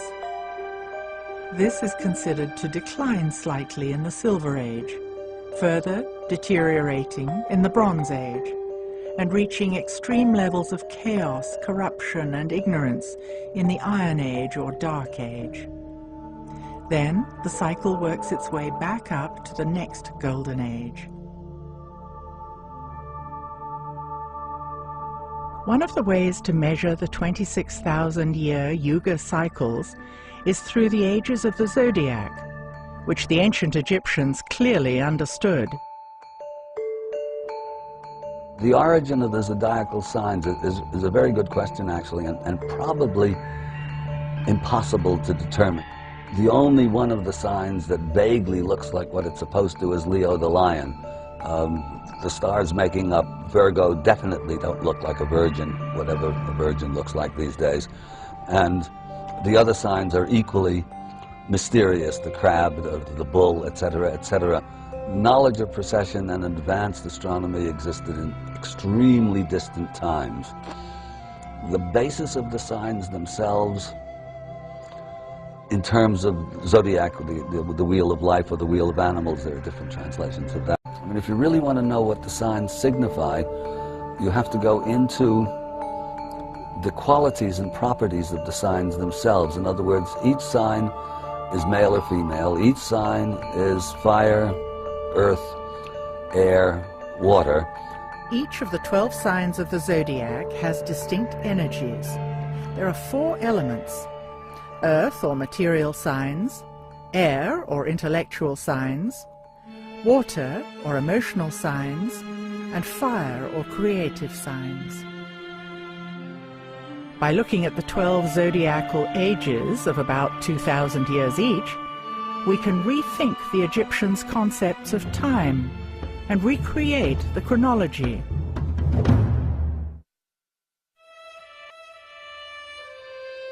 There is a gap in our historical record. The Palermo stone and the Turin papyrus are evidence from the Egyptians themselves and convey information from rulers far back in Egyptian history. And they give the regnal years and the name of each of these rulers. And when you compute all of those names and put the numbers together, you get a date somewhere around 36,000 BC. At the same time, roughly, that 34,000 year date corresponds to the Vedas of India, the Vedic civilization of India, which also gives a date which, when you work it out, comes out to something like 40,000 years before our current era. So we have two great sophisticated civilizations that have documented their own belief that the civilization started back around that kind of time.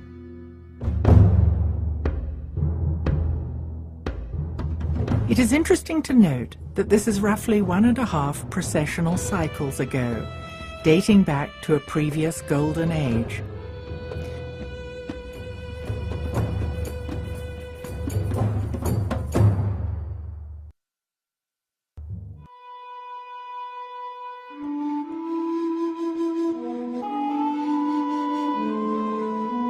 The Sphinx, with its lion body, screams out as a Leo symbol, as a marker for an age of Leo. The last age of Leo had its ingress at around 10,500 BC.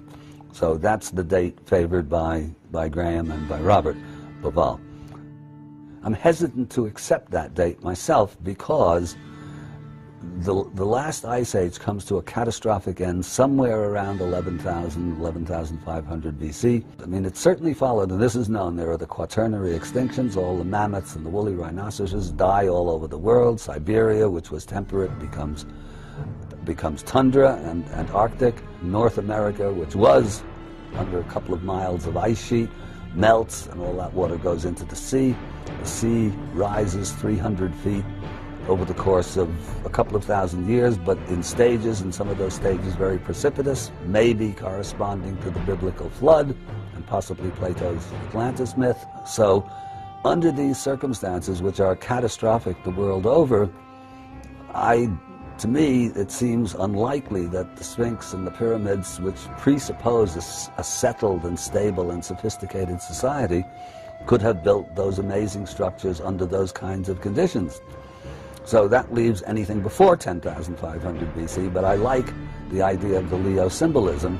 So the next age of Leo back is 26,000 years earlier, and that puts it back at around 36,000 BC, which, outrageous as it sounds, by a process of exclusion, turns out to be maybe less outrageous because there are big problems with those other later dates.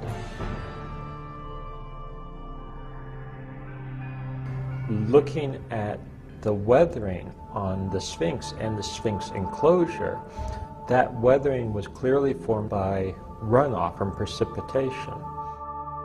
It is indeed water weathering and precipitation induced, so it has to have been done in the distant past, and the question then is, how distant was that past? It could take tens of thousands of years for the Nile to have migrated 8 miles. Can we use this evidence to redate these monuments? When you look at geology, you can see that the riverbed has migrated all the way from the west, beyond 50 kilometers to the west. Then it passed across the plateau, and you can see that the ancient riverbed actually went right up to the pyramids, and the initiates could have stepped right off these barges up onto the causeways into the pyramids. Now, if you look, the Nile is a full 8 miles to the east, and it's the dividing point between Cairo and Giza. And so if we look at geological time, it would take several tens of thousands of years in order for the Nile to make that migration. We can compare that to places like Tiahuanaco in Bolivia that almost certainly was on the edge of Lake Titicaca, and now it's 50 miles away.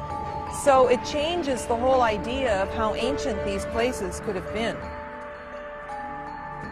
How many thousands of years does it take for a river to make this huge journey? The oases of El Khaga and Fayoum run parallel to the Nile today, but 100 kilometers west.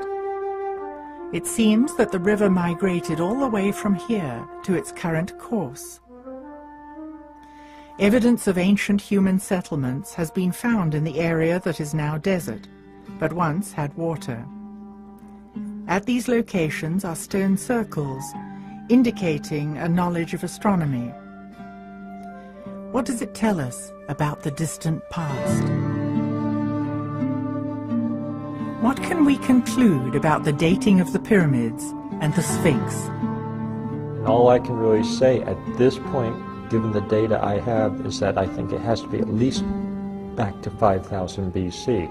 Could it be older? In fact, might it well be older? Yes.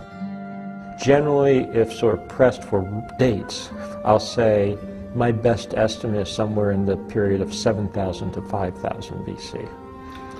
So that's really a working range that I'm comfortable with.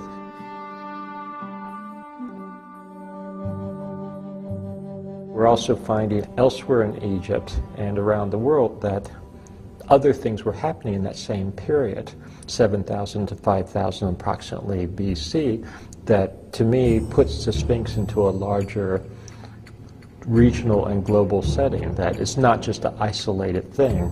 It doesn't seem as isolated as it did 15 years ago when we had less knowledge. You come to tentative conclusions. If more data comes in that seems to indicate something else, I don't ever want to be afraid to change my conclusions or go where the evidence takes me. I'll stick with my extreme 36,000 BC date until proved otherwise, and if proved otherwise, I will change my mind.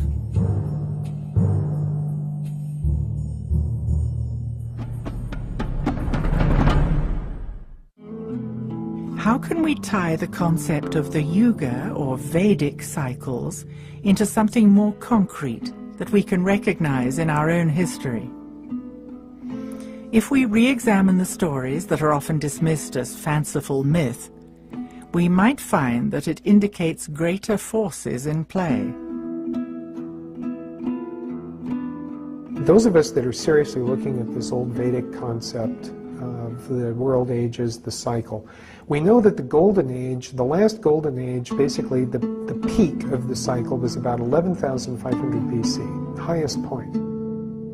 We also know that Plato mentions a series of catastrophes which have come down to us as the Atlantis legend, in which he claims that on our calendar system it would have been around 9500 BC. Some tremendous upheaval apparently occurred, a lot of destruction.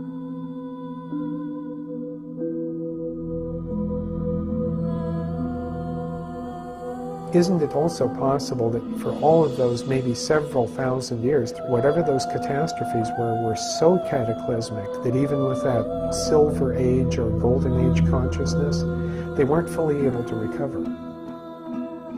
The end of the Golden Age and the decline into the falling Silver Age, or what we would refer to as Mental Age, marked the time at which we were falling out of a state on this planet where the average person had the potential or capability to be in a state, a very high state of awareness.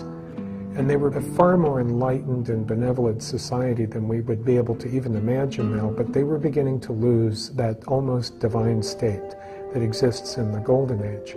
And as they started to descend into the Silver Age, there began to be more of an emphasis on what we would now refer to as sacred sites and sacred structures. You could almost think of them as machines to enhance consciousness or to create an environment where, you might call it altered states of experience, but changes in consciousness, expansion of consciousness. What these were really intended to do, it wasn't so much for the selfish purpose of, for example, boosting up a few individuals. This actually had to do with a much larger global perspective. And that's effectively what the Great Pyramid was. It was basically a device, a generator for, if you will, broadcasting and transmitting throughout the planetary structure, a type of field which uplifted the entire humanity. For at least 1,000 years, this structure performed beautifully. My guess is that it probably did a lot to help offset the fall into the Dark Ages. And I think what the pyramids did is that for those individuals that were at least somewhat receptive, it kind of kept that energy polarized into the higher centers.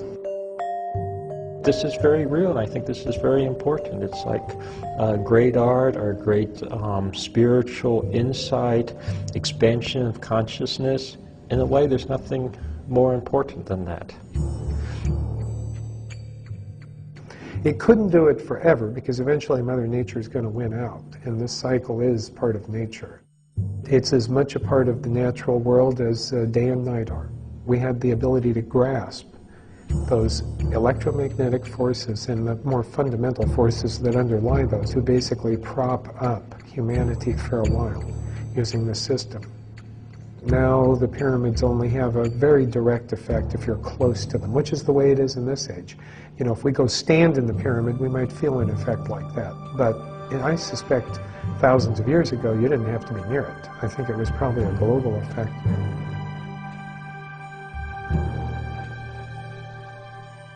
The physical structure could only do so much. The Wisdom Keepers created social structures as an additional influence to extend the energy of the Golden Age by creating mystery schools that preserved the ancient knowledge. The whole idea of the schools of mystery and the ancient knowledge and preserving those traditions that had come down from those fabulous ages, that was lost. And then eventually it was ridiculed, and then finally it had to go underground because people would either actively burn those texts or, you know, persecute the people who had that belief system. And I think at that point we were in the Dark Ages.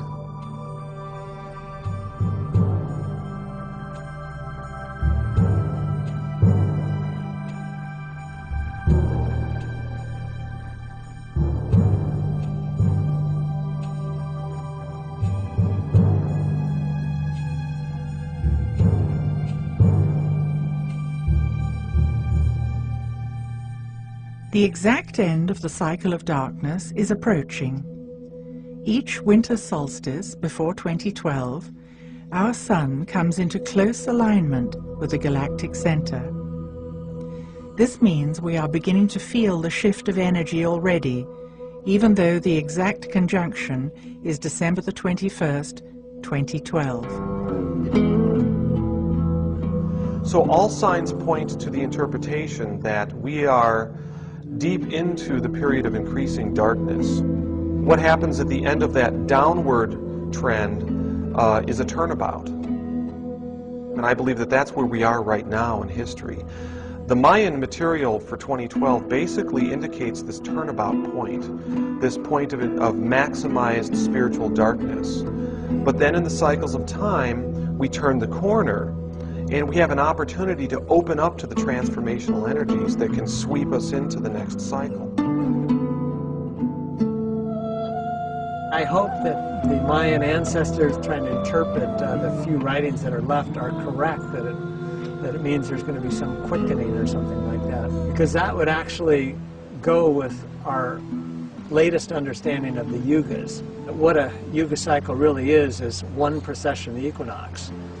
And you know, using these later scholars' interpretation, we're actually in the very early stages of consciousness accelerating.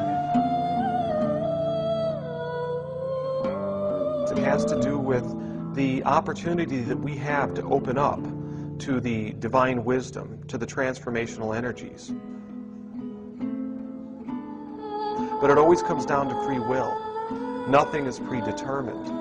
It always comes down to a choice that we all have to close down in fear, succumb to fear, close down, become more limited in our consciousness, or open up to the blessing of the connection to the higher wisdom that is symbolized in the Maya tradition by the galactic center, the womb of the Great Mother, that which can transform and renew.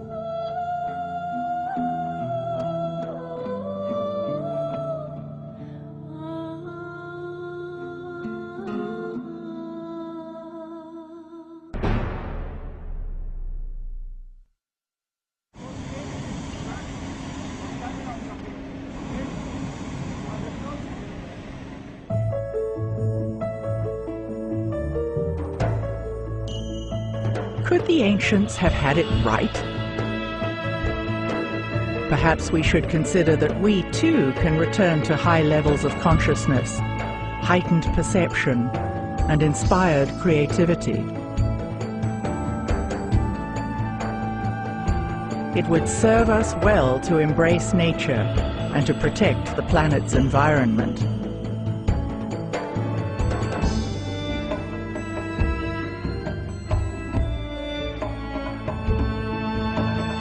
Can we go beyond religious dogma and allow ourselves to imagine what lies beyond death?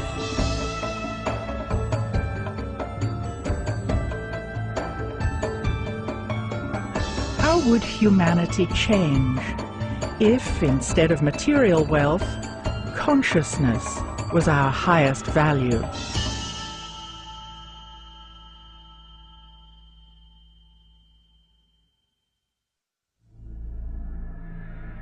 The ideas depicted in the Pyramid Code revolutionize accepted beliefs about the purpose and the age of the pyramids and the Sphinx. Clearly not tombs, these ancient structures may have been used to access and transmit a type of energy that affects human consciousness. We have seen concrete evidence of high-level technology with laser-cut crystals, polished black basalt floors, and curious and sophisticated instruments, including those that generated energy from sound and light.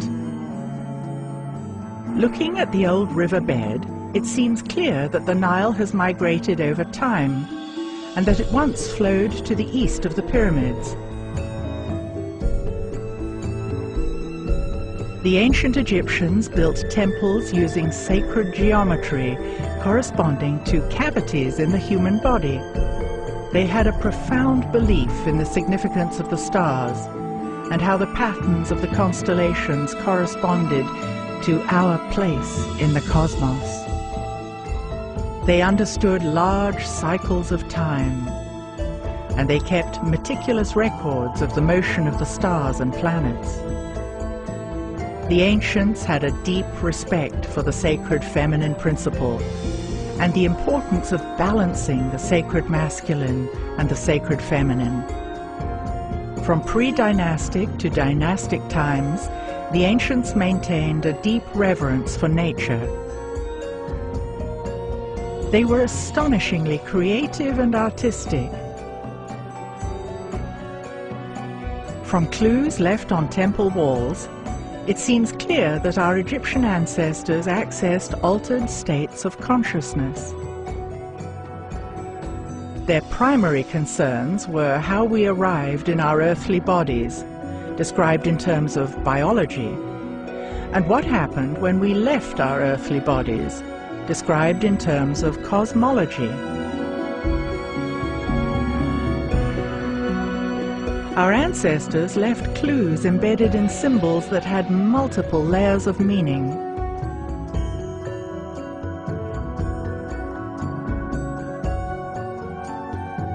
They were empowered humans, using the full capacity of their senses. Today, our planet is in trouble politically, economically, environmentally, and morally. Many will agree that corrupt people hold places of power. Citizens are taxed beyond reason, and riches are amassed by an elite that controls the world. With all this evidence of the sophisticated science left by the ancients, can we still uphold the belief that we are the most advanced society that has ever existed on planet Earth?